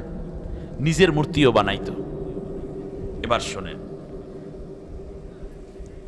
ফেরাউন, তার পুলিশ, র্যাব, গোয়েন্দা, তার অনুগত যত লোক নারী পুরুষ আছে সবাইকে জড়ো করে জিজ্ঞেস করলো, ক্বালা ফিরআউনু ইয়া আইয়ুহাল মালাউ মা আলিমতু লাকুম মিন ইলাহিন গায়রি। আমার জাতির লোকেরা, বলো দেখি, এত উন্নয়ন, এত সমৃদ্ধি, অতএব এই দেশের মধ্যে মুসা যে দাওয়াত দেয় আল্লাহ ছাড়া কোনো ইলাহ নাই, এবার তোমরা বলো দেখি আসলে ইলাকে মুসার ইলাহ নাকি আমি ইলাহ? জাতির লোকেরা সামনে যারা খয়ের খাচ্ছিল, যারা চাকরি করত, যারাই পেনশন খাইত, যারাই দল করত, যারাই তার স্কুল কলেজ ইউনিভার্সিটির ছাত্র ছিল, সবাই বলল হ্যাঁ আপনি আমাদের ইলা, মুসার ইলা বলতে কেউ নাই। তার কারণ সামনে দাঁড়াইয়া জিজ্ঞেস করলে স্বীকৃতি দিতে বাধ্য। ঠিক না বলেন? আপনার মনে হয় ভুলে যাচ্ছেন কথাগুলো। আল্লাহ রাব্বুল আলামিন বলেন, শোনো, এরপর বলল, ক্বালা লা ইন ইত্তাখাযতা ইলাহান গায়রি লা আজআলান্নাকা মিনাল মাসজুনিন। শোনো, আমি ছাড়া কোনো ইলাহ আছে যদি তোমরা এই কথা বলো, তাহলে প্রত্যেকের ধৈরা ধৈরা আমৃত্যু কারাদণ্ড দিয়া জেলের ভিতর ঢুকাইয়া রাখবো। মুসা একদিকে ফেরাউন বলল আনা রব্বুকুমুল আলা, আমি রব, আর একদিকে বলল আমি ইলাহ, আর একদিকে বলল আমি ছাড়া তো কোনো ইলাহ নাই, যদি থাকেও তাহলে তারে মাইরে ফেলাবো। এই কথা বলে সে হামানকে ডাক দিয়ে বলল, ইয়া হামানু আলা তিনি ফাজআল ফাআউকিদ লি, ইয়া হামানু আলা তিনি ফাজআল লি সারহা লাআল্লি আত্তালিউ ইলা ইলাহি মূসা ওয়া ইন্নী লাআযান্নুহু মিনাল কাযিবিন। মুসা যেই ইলার দাওয়াত দেয়, হে হামান তুমি একটা উঁচু বিল্ডিং বানাও, তার উপর একটা সিঁড়ি দাও, আমি যাইয়া মুসার ইলাকে হত্যা করে তারপরে আমি ইলা এইটা জাতির মধ্যে প্রচার করব। তাহলে ফেরাউন ইলা যে আল্লাহ আছে এটাকে অস্বীকার করার জন্য আল্লাহকে খতম পর্যন্ত করে দিতে চায়। অতএব জাতির সামনে বলল যদি ইলা মানো তাহলে শেষ হবে, তাকে জেলের ভিতর দেব। অতএব আমার বড় ভয় হচ্ছিল, শুনুন, এত মূর্তি ঢাকা ইউনিভার্সিটির ভেতরে, বিভিন্ন ইউনিভার্সিটির সামনে, কলেজের সামনে, রাস্তার মোড়ে মোড়ে, চৌরাস্তায়, ইউনিভার্সিটির সামনে এবং হাসপাতালের সামনে, সব জায়গায় তো মূর্তি আর মূর্তি। খুব সম্ভব কয়েকদিন পরে বই পুস্তকে এমন একটা সিচুয়েশন আসতো যে বলো দেখি আমাদের খোদার নাম কি, আমাদের ইলার নাম কি, আমাদেরকে কে টাকা দেয়, আমাদেরকে কে পড়া দেয়, আমাদেরকে কে কাপড় দেয়, কে উপবৃত্তি দেয়, কে মোবাইল দেয়, কে চাল দেয়, কে ডাল দেয়, সবগুলো স্বীকার করাইতো তার বাবাকে এবং তাকে। আস্তে আস্তে করে আমার দেশের যারা আওয়ামী লীগ করে, ছাত্রলীগ করে, যুবলীগ করে, নেতা বলেন, নেত্রী বলেন, পুলিশ বলেন, র্যাব বলেন, যেহেতু তাদের মাধ্যমে সবকিছু পায়, আল্লাহ না করুন এমনও বলতো হে ম্যাডাম আপনিই দেন, আপনি আমাদের সব। তখন শিরক হতো, এই মানুষগুলো সব মুশরিক হয়ে যাইতো মনের অজান্তি। আল্লাহ তাআলা তাদেরকে পতন করাইয়া মূর্তিগুলারে ভাঙ্গাইয়া আমার দেশের কোটি কোটি আওয়ামী লীগের লোক এবং অন্যান্য ছাত্র, শিক্ষক, শিক্ষিকা, পুলিশ, র্যাবদের ঈমানকে হেফাজত করেছেন। আমার এই কথাগুলো এখন শুনে যান, পরে বিবেচনা করবেন, পরে বুঝবেন যে শাইখ কি কথা বলে গেছিল। আল্লাহ হেফাজত, কারণ আমার দেশটা তবলিগওয়ালার দেশ, আমার দেশ পীর মাশায়েখের দেশ, আমার দেশ কওমি আলেমদের দেশ, আমার দেশ গভীর রাতে উঠে ছাত্ররা শেষ রাতে তাহাজ্জুদ নামাজ পড়ে, কোরআন তেলাওয়াত করে, আমার দেশ রক্তে ভেজা আল্লাহর জমিনে কোরআনের রাজ কায়েমের জন্য জীবন দেয়া, রক্ত দেয়া, শহীদের ভেজা রক্তে ভেজা জমিন, শাহজালাল শাহ মাকদুমের জমিন, আমার দেশ আল্লামা সাইদি সাহেবের বাংলাদেশ। এখানে রক্ত ঝরেছে মতিউর রহমান নিজামীর, এখানে রক্ত ঝরেছে আলী হাসান মুজাহিদের, এখানে কামারুজ্জামানের রক্ত ধরেছে, এখানে সালাউদ্দিন কাদের চৌধুরীর রক্ত ঝরেছে। এই জমিনে শুয়ে আছে শাহ মাকদুম শরীয়তুল্লাহ, অগণিত আলেম ওলামা, তবলিগ ওয়ালাদের চোখের পানি গভীর রাতে এখানে পড়ে। এখানে অগণিত আজান ধ্বনিতে মসজিদগুলো মুখরিত হয়, আকাশ বাতাসে সেই ধ্বনি ছড়িয়ে পড়ে। এই জন্য আল্লাহ তাআলা এই জমিনের ইমানদারদেরকে হেফাজত করেছেন। তার কারণ যেইভাবে হিন্দুরা চারপাশে বসে গিয়েছিল ছাত্রদের বইয়ের মধ্যে যেভাবে মূর্তির ছবি আসতেছিল, দেবদেবের ছবি আসতেছিল, না জানি কয়দিন পরে আরেকটা আঙ্কেলে বলতে অত কিছু বুঝি না, আনা রব্বুকুমুল আলা, আল্লাহ কয় তার আগেই তুই পালা।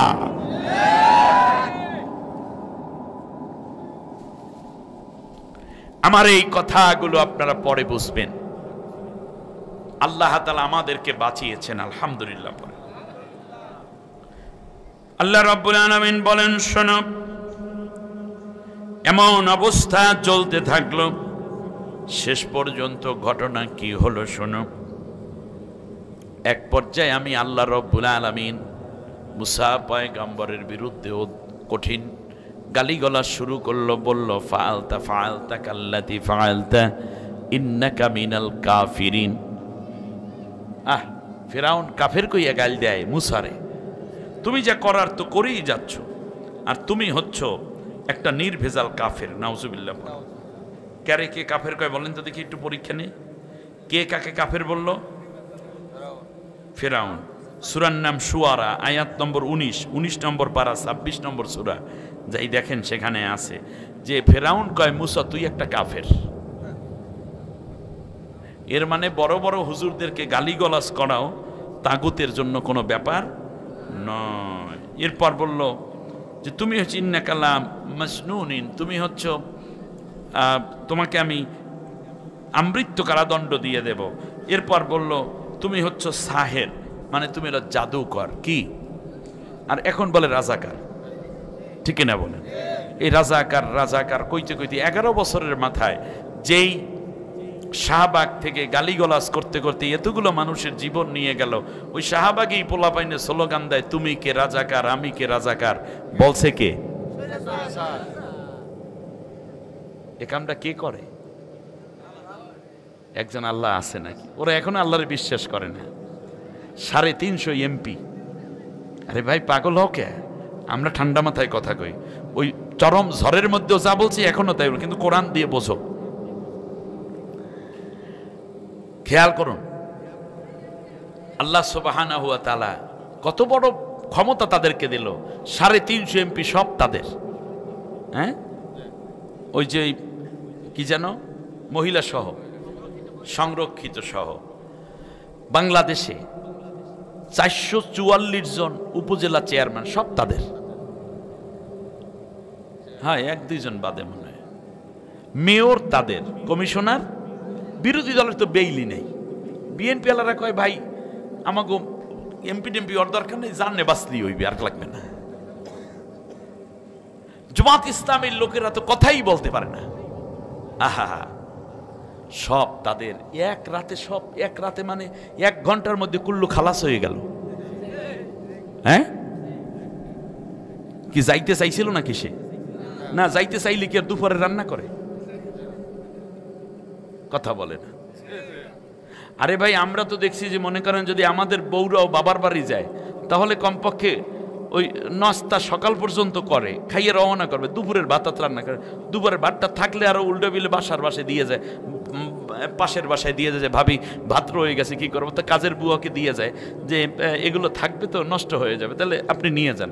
তরকারি টরকারি যে আছে, পেঁয়াজও যদি থাকে তাও কিন্তু দিয়ে যায়, কারণ বাবার বাড়ি 10-12 দিন বেড়াইবে, বোঝেন না আপনি, নষ্ট হয়ে যাবে। আলু তাও দিয়ে যায়, তরকারিও দিয়ে যায়, কারণ দুপুর থেকে তো খাওয়া নাই। আর দুপুরের রান্নাও যেহেতু করছে, তাহলে বুঝান চাইতে চায় নাই।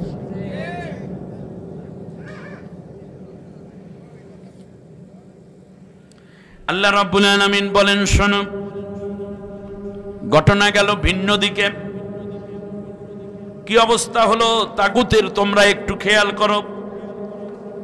কাম তারাকু মিন জান্নাতিন ওয়া উয়ুন, কত সুন্দর ঝর্ণা ধারা তারা বানায় রাখছিল। আহা, কি সুন্দর লেক, লেকের মধ্যে মাছ, মাঝে মাঝে বড়শি দিয়া ধইরা ফেসবুকেও দেয়। কি সুন্দর রাজা হাঁস গুলা ভাসতে আছে, এত বড় বড় উঁচা তেলালা রাজা হাঁস, দেশি বিদেশি মুরগি কবুতর পর্যন্ত লালন পালন। আল্লাহ তাআলা বলতেছেন, কাম তারাকু মিন জান্নাতি ওয়া উয়ুন, অনেক কিছু তারা রাখছে। অজুরুই ওয়া মাকামিন কারীম, আর চারপাশে লাগাইছে মরিচ গাছ, টমেটো গাছ, বেগুনের গাছ, আলু গাছ, আলু লতাও আছে, হলুদ, রসুন, পেঁয়াজ, আদা, কত সুন্দর ক্ষেতের খামার করছে। এরপর লাল শাক, পুঁই শাক, আলু শাক, বেগুন শাক, কত কিছু সুন্দর করে সাজাইনো আছে। একেবারে শুধু এটাই নয়, মাকামিন কারীম, আর প্রাসাদের ভিতরটারে এত সুন্দর করে জাকজমক করছে, দামি দামি চেয়ার, ফার্নিচার, ক্রোকারিস, এমনকি দামি দামি কার্পেট বিছাইয়া দিয়ে রাখছে, খুব নরম, দামি দামি খাট চৌকি সাজানো আছে, ঝাড়বাতিগুলো সুন্দর করে সাজানো আছে। ওয়ানামাতিন কানু ফিহা ফাকিহিন, আরো অনেক নিয়ামত তারা মজুদ করে রাখছে, বড় বড় পাঙ্গাস মাছ, নদীর তেলালা বড় পাঙ্গাস। ওয়ানামাতিন, শুধু তাই না, দেশি মুরগি পিস পিস করা আছে, গ্রামের খাসি কাটটা সুন্দর করে সাজাইয়া রাখছে ডিপ ফ্রিজের মধ্যে। অফাকিহীন, এবং ফুর্তি করার জন্য মদের বোতলও তাদের ভিতরে পাওয়া গেল। এমনকি যুবক যুবতী, বৃদ্ধ বৃদ্ধারা আনন্দ ফুর্তি করার অনেক উপকরণও পাওয়া গেছে সেই ঘরের মধ্যে, বাসার মধ্যে, বিল্ডিংয়ের মধ্যে, ভবনে।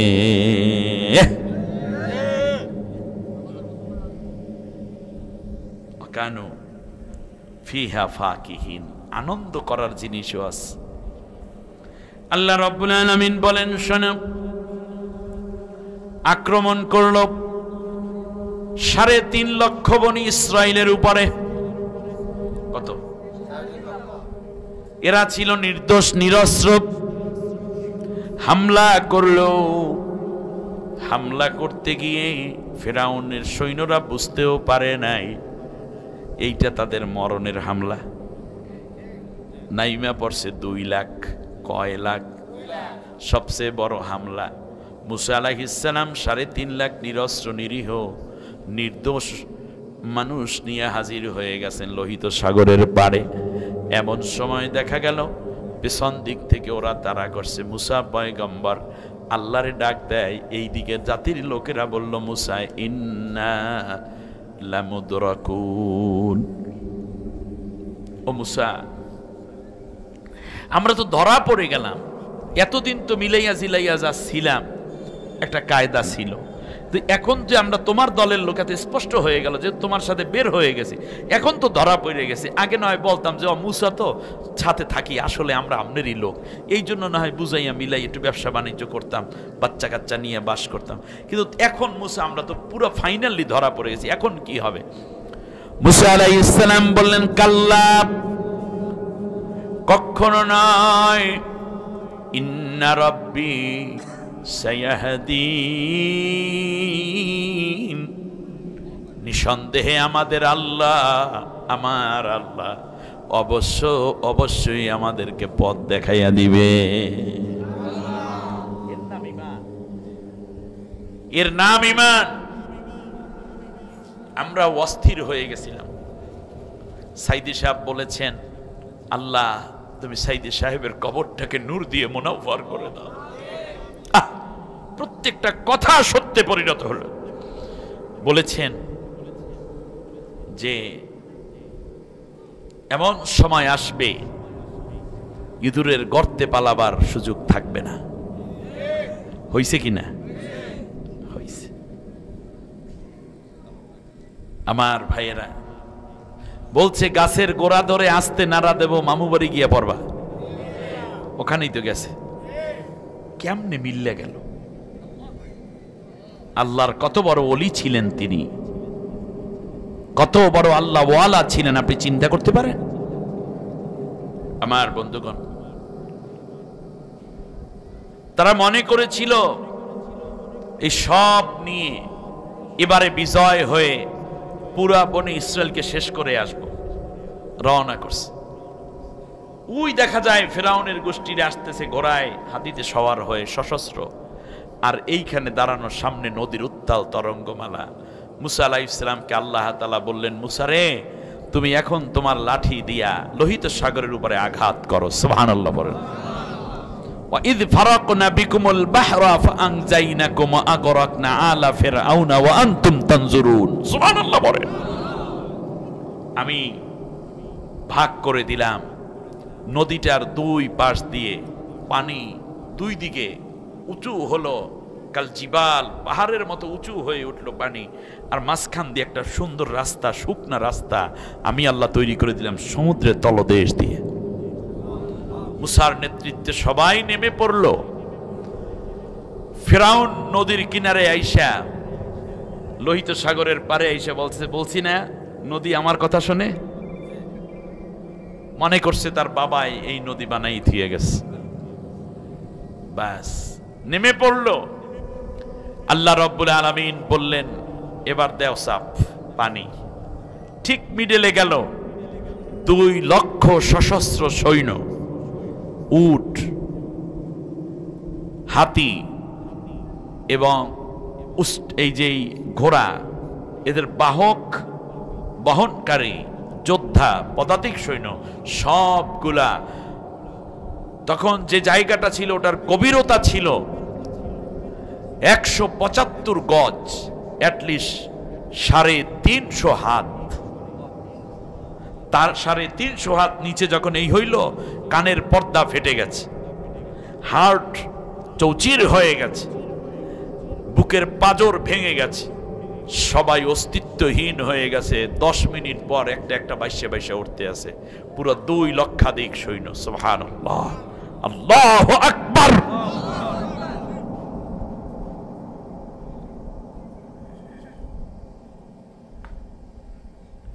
একটারে এখনো আল্লাহ মারে নাই, ওইটার নাম ফেরাউনটা, বড়টা।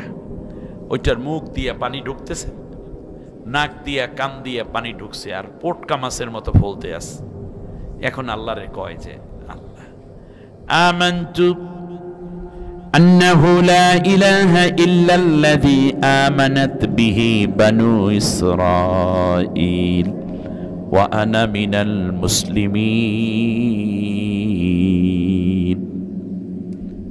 ডাক দিয়ে কয় আল্লাহ আমি তোমার উপর ঈমান আনছি। এর আগে যে ইলা কইতো আল্লাহকে, তারে কি করত? কত ছাত্রকে হত্যা করা হলো শিবির করার অভাব। শিবিরের ছেলেরা চায় আল্লাহর রাষ্ট্র, আল্লাহর বিধান জমিনে কায়েম হোক, আর ছাত্রগুলো আল্লাহওয়ালা হোক, ঠিক না বলেন? আর তো অপরাধ নাই কোনো। ওরা গাঁজা খায় না, মদ খায় না, ফেন্সিডিল টানে না, ইয়াবা, কোকেন, তারি, মারজুয়ারা, ফেথিডিন, এগুলোর সাথে কোনো সম্পর্ক নেই। ওরা কোনো মেয়ের সাথেও সম্পর্ক করে সময় নষ্ট করে না। ওদের সম্পর্ক বইয়ের সাথে, সম্পর্ক আল্লাহর সাথে। সুবহানাল্লাহ। অথচ ইউনিভার্সিটিতে পড়ে। আমার কত সোনার ছেলেকে তারা হত্যা করল। আমার ভাইয়েরা,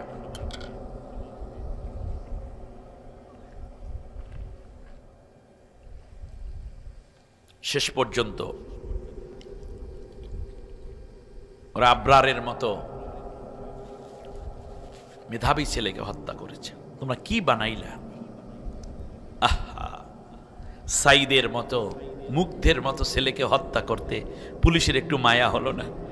পানির কেসটা হাতের মধ্যে ধরা, একদিকে টিয়ার সেলের যন্ত্রণা। এটা শেষবারে এরা চায়না থেকে আনছিল, এটা খুব তীব্র, সহ্য করা যায় না, আগেরগুলো না। ঝলসে যাচ্ছে চোখ, শরীরের মধ্যে বুলেট পড়ছে, এরপরে বলতেছে পানি লাগবে, পানি।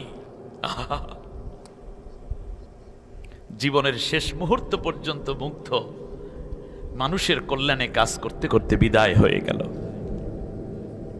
তোমাদেরও তো সন্তান আছে পুলিশ। এক পুলিশ এসে বলছে, ভিডিও দেখাচ্ছে স্বরাষ্ট্রমন্ত্রীকে, এই বজ্জাতকে, এই দেখেন একটা গুলি করি একটা মরে। এখানে তো সবাই পালিয়ে যাওয়ার কথা, কিন্তু না, একটার জায়গায় 10টাই হাজির হয়ে যায়। এইটাই সবচেয়ে বড় টেনশন। সাথে সাথে স্বরাষ্ট্রমন্ত্রীর উচিত ছিল এই পুলিশটার কলার ধরে একটা থাপ্পড় মারা, যে তুমি কার মায়ের সন্তানকে হত্যা করো? এত হত্যার পরে তোমার ক্ষমতায় থাকতে হবে কেন?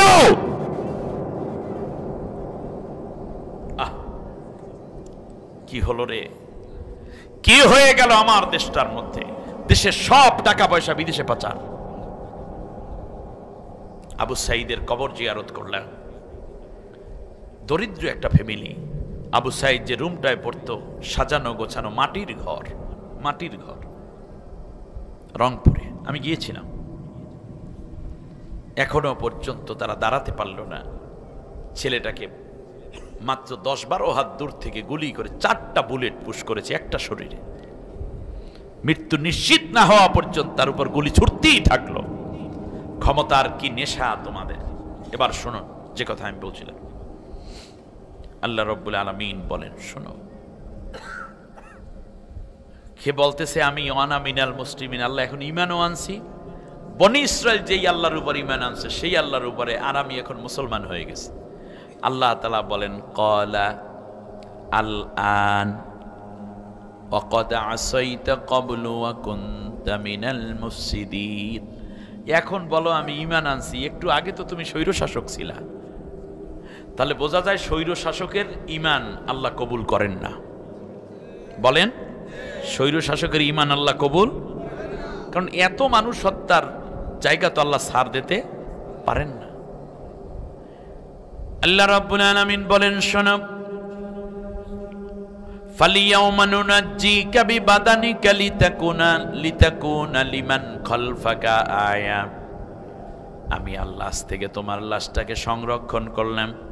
পৃথিবীর পানি তোমাকে নষ্ট করবে না, পোকামাকড়ে খাবে না, উই পোকায়ও ধরবে না, এমনকি কোনো হাঙ্গর, কুমির কিংবা মাছ তোমাকে খাইয়া শেষ করবে না, মাটিও তোমাকে ভক্ষণ করবে না। তোমার লাশকে আমি পৃথিবীর সব কিছুর জন্য হারাম করে লাশটাকে শুটকি বানাইয়া কিয়ামত পর্যন্ত রাখবো, যাতে করে তোমার দেখা দেখি মানুষ বুঝতে পারে স্বৈরশাসকের পতন কেমন করে হয়। কেউ নাই। আল্লাহ রাব্বুল আলামিন বলেন, ফামা বাকাত আলাইহিমুস সামাউ ওয়াল আরদু ওয়া মা কানু মুনজারিন। পৃথিবীতে এবং আসমানে তার জন্য কান্না করার মতো একজন মানুষও ছিল না। কে কয়? কেউ কান্দে নাই। আচ্ছা, ফিরাউন তো স্বামী, সে যদি মারা যায় স্ত্রী কানবে, তার স্ত্রীর নাম কি? আসিয়া। কি আছে কাছাকাছি? নাই। মাসেতা একটা মেয়ে ছিল, সে ঈমান গ্রহণ করেছে মুসার উপরে বহুত আগে। এখন সৈন্যবাহিনী পুলিশদের মধ্যে যা ছিল তাদের চরিত্র এত খারাপ হয়েছে যে বুড়া বুড়া মানুষেরও মিছিলে পিটাইতো, বনি ইসরাইলের কান ধরে ওঠবস করাইতো, হাতের মধ্যে কড়া পরাইতো, গরুর মতো টাইনে নিয়ে যাইতো আদালতে।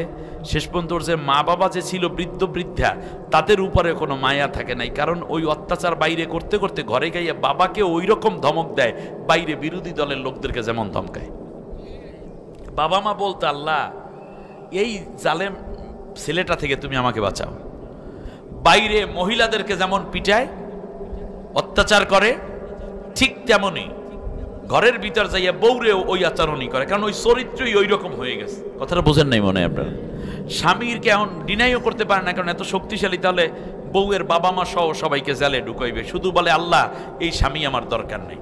বাচ্চারা দোয়া করে, আল্লাহ আমার বাবারে তুমি লইয়া যাও, এটা আমার বাপ দরকার নাই। তার কারণ বাইরে যুবক ছেলেদেরকে, ছাত্রদেরকে পিটাইতে পিটাইতে এমন অভ্যাস হয়ে গেছে, ঘরের মধ্যে যাইয়া ছেলে মেয়েদেরকেও ধরে ওই রকমই পিটায়। আল্লাহ এইরকম বাবা আমার দরকার নেই। এই জন্য ওরা যেই দিন মরছে ওই সৈন্যবাহিনী এবং ফেরাউনের লোকেরা, ফেরাউন সেই দিন পৃথিবীর কেউ কান্দে নাই। 2 লক্ষ লোকের 2 লক্ষ মা বাবা, 4 লক্ষ মা বাবা আছে, 2 লক্ষ স্ত্রী আছে, কমপক্ষে 4 লক্ষ সন্তানও তো আছে, বোন আছে, ভাই আছে, কিন্তু গোটা মিশরে কেউ কান্না করে নাই। তার কারণ স্বৈরশাসক যেদিন পতন হয় সেই দিন কেউ কান্না করে না। আপনাদেরকে একটা জিজ্ঞেস করি, 5 আগস্টে ওরা পালাইয়ে গেল, কানছে কেডা কেডা? একজনের নাম কর। আপনাদের এলাকায় অনেক লোক আওয়ামী লীগ করে না, তারা কি কানছে? এখনো কান্দে না। অমা কানু মুনজারিন, কান্নার পরিবেশও ছিল না, কান্নার পরিবেশও ছিল না। কে কয়? আল্লাহ তাআলা বলছেন। তাহলে কি করছে? আল্লাহ তাআলা বলছেন, ফাকুতি আদাবিরুল কওমিল্লাযীনা যালামু ওয়ালহামদুলিল্লাহি রাব্বিল আলামিন। সূরা আনআম আয়াত নম্বর 45।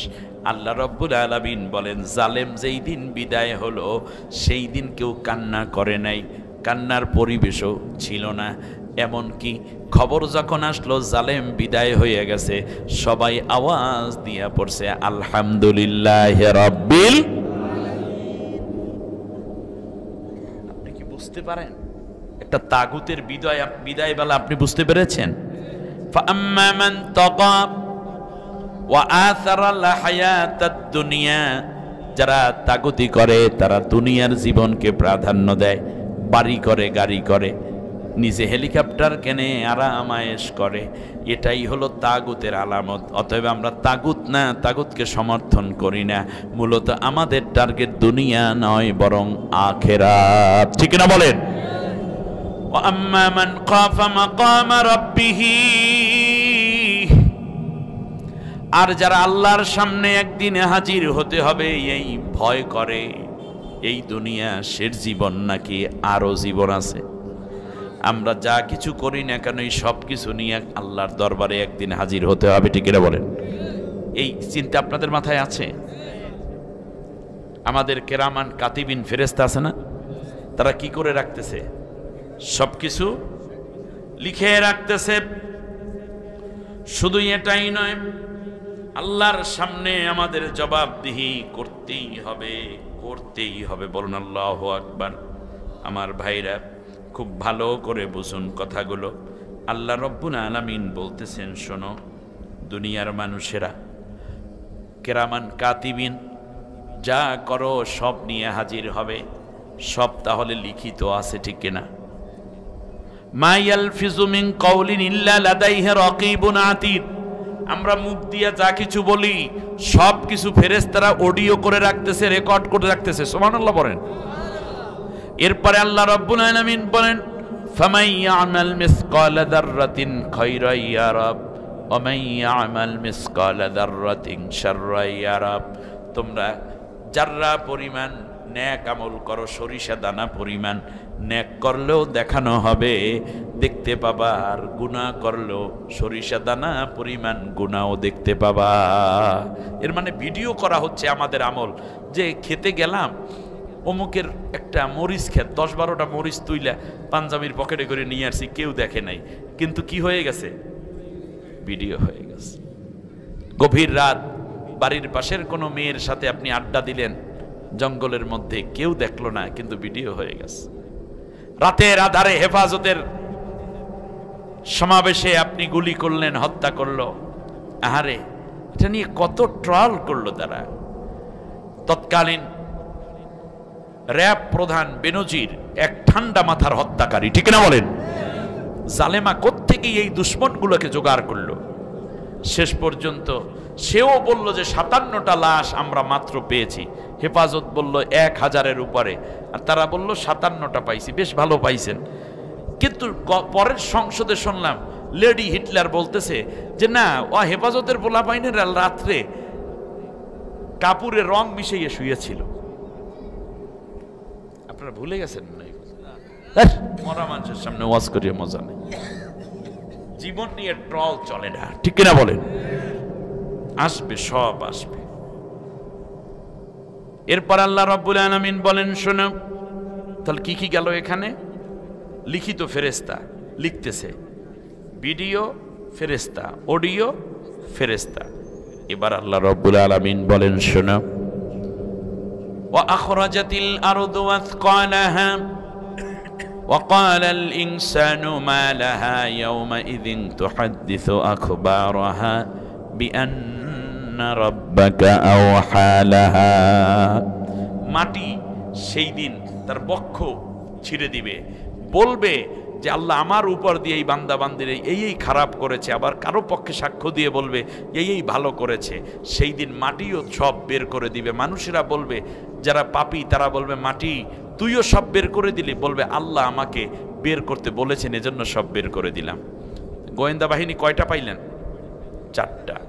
এবার আল্লাহ রব্বুল আলামিন বলেন, শোনো, ইয়াউমা নাশহাদু আলাইহিম আলসিনাতুহুম ওয়া আইদিহিম ওয়া আরজুলুহুম বিমা কানু ইয়ামালুন। সেই দিন তার কণ্ঠ, তার জিহ্বা তার বিরুদ্ধে সাক্ষ্য দেবে। তাহলে জিহ্বাটাও আপনার বিরুদ্ধে চলে যাচ্ছে। জিহ্বা তো সত্য বলবে নাকি?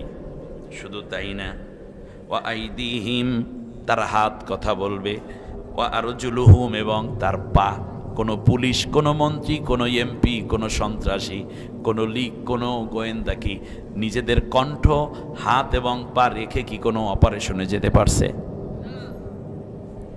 সূরা নূরের 24 আয়াত। শুধু তাই নয়, আল্লাহ রাব্বুল আলামিন আবার বলেন, শোনো, হাত্তা ইযা জাউহা শাহিদা আলাইহিম সামউহুম ওয়া আবসারুহুম ওয়া জুলুদুহুম বিমা কানু ইয়ামালুন।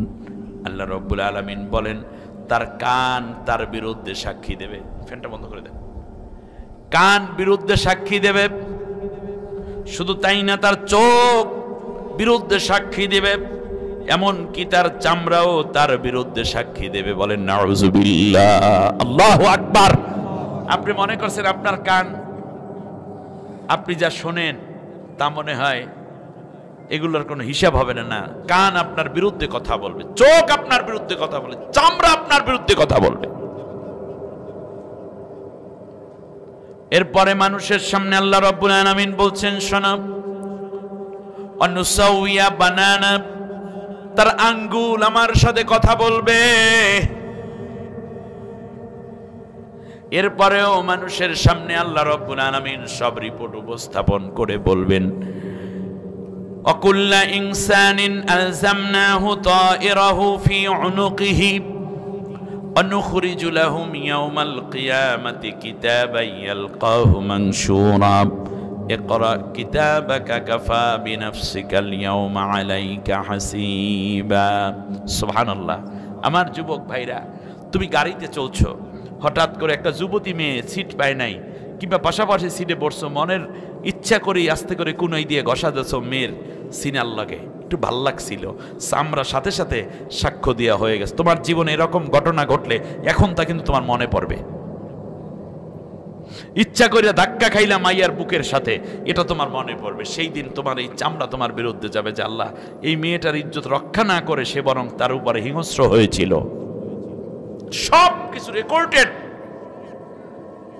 আল্লাহু সারিউল হিসাব। এই হাত দিয়ে অন্যের জমিন দখল করছেন, মাপে কম দিয়েছেন, কম্বা চুরি করছেন, হ্যাঁ এই কদু চুরি করছেন, এক কলমের খোঁচায় জনগণের কোটি টাকা আত্মসাৎ করেছেন। সবগুলার রিপোর্ট এই দুনিয়ায়ও যেমন দিতে হবে, আখিরাতেও দিতে হবে। একটা আত্মসাৎকারীও এই বাংলাদেশে রেহাই পাবে না ইনশাআল্লাহ। যাদেরকে ফাঁসি দিলা তাদেরকে দাফন বাংলাদেশে হয়েছে, তোমার দাফন বাংলাদেশে হয় কিনা সেইটা অপেক্ষা করো।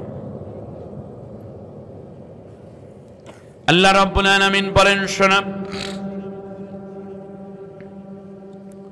সবগুলোকে একত্রিত করে আমি আল্লাহ একটা মনিটরের মধ্যে এনে বলবে, ইকরা কিতাবাকা, তুমি তোমার আমলনামা পড়ো। তখন বান্দারা ইয়াউমা ইয়াদুজ জালিমু আলা ইয়াদাইহি, তখন তার আঙ্গুল তারা কেটে ফেলবে আফসোস করে, আহারে কেন এই গুনাহটা করতে গেলাম, কি দরকার ছিল এই বলে তারা আঙ্গুল এবং হাত কেটে ফেলবে, নিজেরটা নিজে, ঠোঁট কামড়ে কেটে ফেলবে, জিহ্বাটা কেটে ফেলবে, কিন্তু কোনো উপকার হবে না। কি যদি কোনো টেনশনে পড়ে, বাচ্চারা কি করে, আঙ্গুল কামড়ায়, যদি অসুবিধা বেশি যায় এরকম বলে না, এখন তো জিহ্বা আস্তে কামড় দেয়, তখন এত জোরে কামড় দেবে জিহ্বাটা কেটে পড়ে যাবে। যদি কোনো বিপদ আসে কিংবা অসুবিধায় তখন ঠোঁট কামড়ায় না, এখন তো ঠোঁট কামড়াইয়া মোটামুটি নিয়ন্ত্রণ হয়, কিন্তু তখন মনে করবে যে পরকাল দুনিয়ার জীবনে এমন খারাপ ছিলাম, আজকে ঠোঁট আর ঠোঁট থাকবে না, এক কামড়ে ঠোঁটটা কেটেই ফেলবে। তখন বলবে আল্লাহ মাফ করে দাও। আল্লাহ রাব্বুল আলামিন বলবেন, মুখটা এবার বন্ধ করে দিলাম। অতুকাল্লিমুনা ইয়াউমা নাখতিমু আলা আফওয়াহিহিম ওয়া তুকাল্লিমুনা আইদিহিম ওয়া তাশহাদু আরজুলুহুম বিমা কানু ইয়াকসিবুন। তখন তার মুখটা বন্ধ করে দেব, হাত কথা বলবে আর পা সাক্ষ্য দিবে। আল্লাহু আকবার।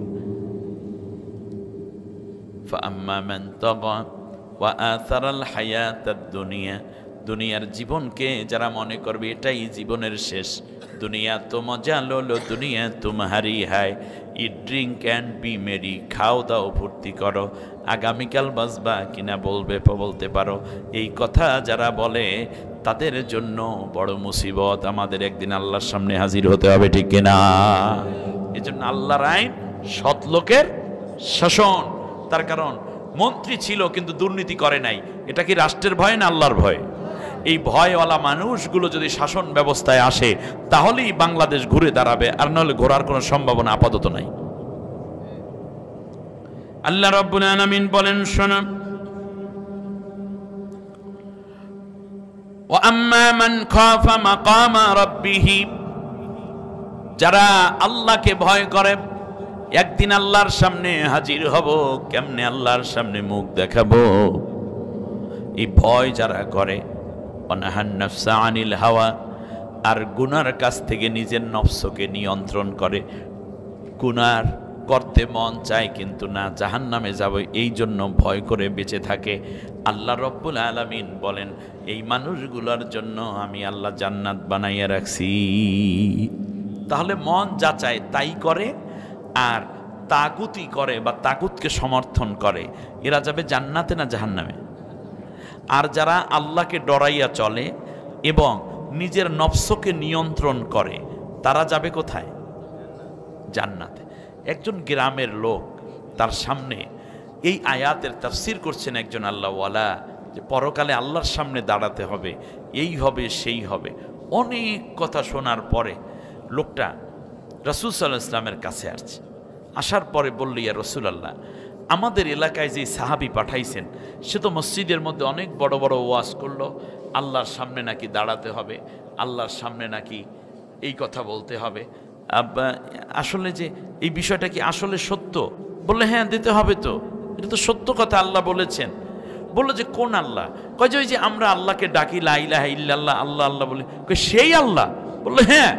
তাইলে চিন্তা নাই, তাহলে আর চিন্তা নাই, কারণ আমার তো আল্লাহ ছাড়া কেউ নেই। তাহলে আল্লাহ তো পরিচিত আল্লাহ আমার, তার কারণে আমি নামাজের মধ্যে বলি আল্লাহু আকবার, সুবহানা রাব্বিয়াল আযীম, সুবহানা রাব্বিয়াল আলা, রব্বানা লাকাল হামদ, আলহামদুলিল্লাহি রাব্বিল আলামিন। এরপরে আমার তো কোনো চিন্তা নাই, কারণ আল্লাহর সামনে আল্লাহ আমার খুব পরিচিত। অতএব আল্লাহ যদি পরিচিত হন, পরিচিত জনের সামনে পরিচিত জন দাঁড়াইলে স্বাভাবিকভাবেই ক্ষমা পাবো। আল্লাহর সামনে দাঁড়াইলে আমার আর কোনো টেনশন নাই। সুবহানাল্লাহ বলেন। কিন্তু আল্লাহর সামনে দাঁড়াতে হবে। নবী দোয়া করতেন, আল্লাহুম্মা হাসিবনি হিসাবান ইয়াসির, আল্লাহ যেই দিন তোমার সামনে দাঁড়াবো ওই দিনের হিসাবটা সহজ করে দিও। নবীজির কাছে সাহাবীরা বলল, ইয়া রাসূলুল্লাহ, সহজ হিসাব কি? আল্লাহ নবী বললেন, কেউরে আল্লাহ ডাকবেন, আব্দুর রহিম এদিকে আসো, জান্নাতে চলে যাও, এটা সহজ হিসাব। আল্লাহ যদি জিজ্ঞেস করেন এই কাজ কেন করেছো, কিংবা এই নেক কাজ কেন করো নাই, তাহলে কেনর জবাব দিয়ে সামনে আগানো কোনো নারী পুরুষের পক্ষে সম্ভব নয়। তাহলে বলুন, জাহান্নামে যাওয়ার কারণ কয়টা? এক নম্বরে তাগুত হওয়া, অথবা তাগুতকে সমর্থন দেয়। তাগুত নিয়ে আমরা এতক্ষণ একজন তাগুতের আলোচনা করলাম, নাম কি? ফেরাউন। এই ফেরাউনের আচরণ যাদের ভিতরে আছে তারা কি? তাগুত। তারা কি? তাগুত। তাদের সাথে থাকলেও জাহান্নাম। তাদের সাথে যারা আছেন তওবা করে ফিরে আসেন ইসলামের দিকে, আল্লাহ কবুল করুন বলেন আমিন। এক। দ্বিতীয় হচ্ছে মন যা চায় তাই করে, বরং উচিত হইল আল্লাহ এবং আল্লাহর নবী যা বলেছেন সেইটা করব। ঠিক আছে কি না?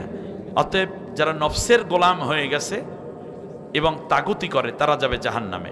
আর যারা ভয় করে একদিন আল্লাহর সামনে জবাব দেব কি, এই চিন্তা করে এবং নিজের নফসকে নিয়ন্ত্রণ করে, তারা যাবে কোথায়? জান্নাতে। অতএব আমরা জান্নাতে যেতে হলে আমাদের কাজকর্ম হতে হবে এরকম যে আল্লাহর কাছে যেন লজ্জিত আমরা না হই, দুনিয়ার মানুষ না, বরং আল্লাহর সামনে কেমনে মুখ দেখাবো এই চিন্তা রাখুন মনের মধ্যে। লন্ডনের এক মসজিদে এভাবে বলা হচ্ছে, এক লোক বলল, তেরি মে খোদা নেহি মাই তেরা বান্দা নেহি, তেরি মে কবি বাত সুনঙ্গ নেহি। হ্যাঁ, তাড়াতাড়ি করে পুলিশরা ধরলো। আলেম ওলামারা বলল, এই তুমি কি বলছো? তেরি মে খোদা নেহি, তুমি আমার খোদা না। মাই তেরা বান্দা নেহি, আমিও তোমার বান্দা না। তেরি মে কবি বাদ সুনঙ্গ নেহি, তোমার কথা আমি কোনো দিন আর শুনবো না। লোকটাকে ধরা হলো। একজন আলেম তাকে জিজ্ঞেস করলো, তুমি কি বলছো? তুমি কাকে মানছো না? আল্লাহকে নাকি? কয় না, এতদিন আমি নফসের গোলাম ছিলাম, মন যা চাইতো তাই করতাম। আজকে আলোচনা শুনে বুঝলাম যে নফস যা চায় তা হবে না, আল্লাহ যা চান সেইটা করতে হবে। এই জন্য আমার নফসকে বলতেছি, নফস তুমি আমার খোদা না, এখন থেকে আমিও তোমার গোলাম না, তুমি যা চাবা আমি তা আর কোনোদিন শুনবো না। সুবহানাল্লাহ। অতএব আমরা নফসকে আজকে ডিনাই করলাম, নফস তোমার কথায় আমি চলবো না, আমি আল্লাহর কথায় চলবো। নফস চাই মেয়েদের সাথে আড্ডা দিতে, জেনা করতে, পরনারীর হাত ধরতে, ফোনের মধ্যে চ্যাটিং করতে, ফেসবুকে একটু বাজে কথা লিখতে, ইউটিউবের মধ্যে খারাপ ছবি দেখতে, মন চায় একটু নষ্ট ভিডিও দেখতে, মন চায় মানুষের সাথে জুলুম করতে, মন চায় অন্যের জমিন দখল করতে, ঘুষ খাইতে, সুদ খাইতে।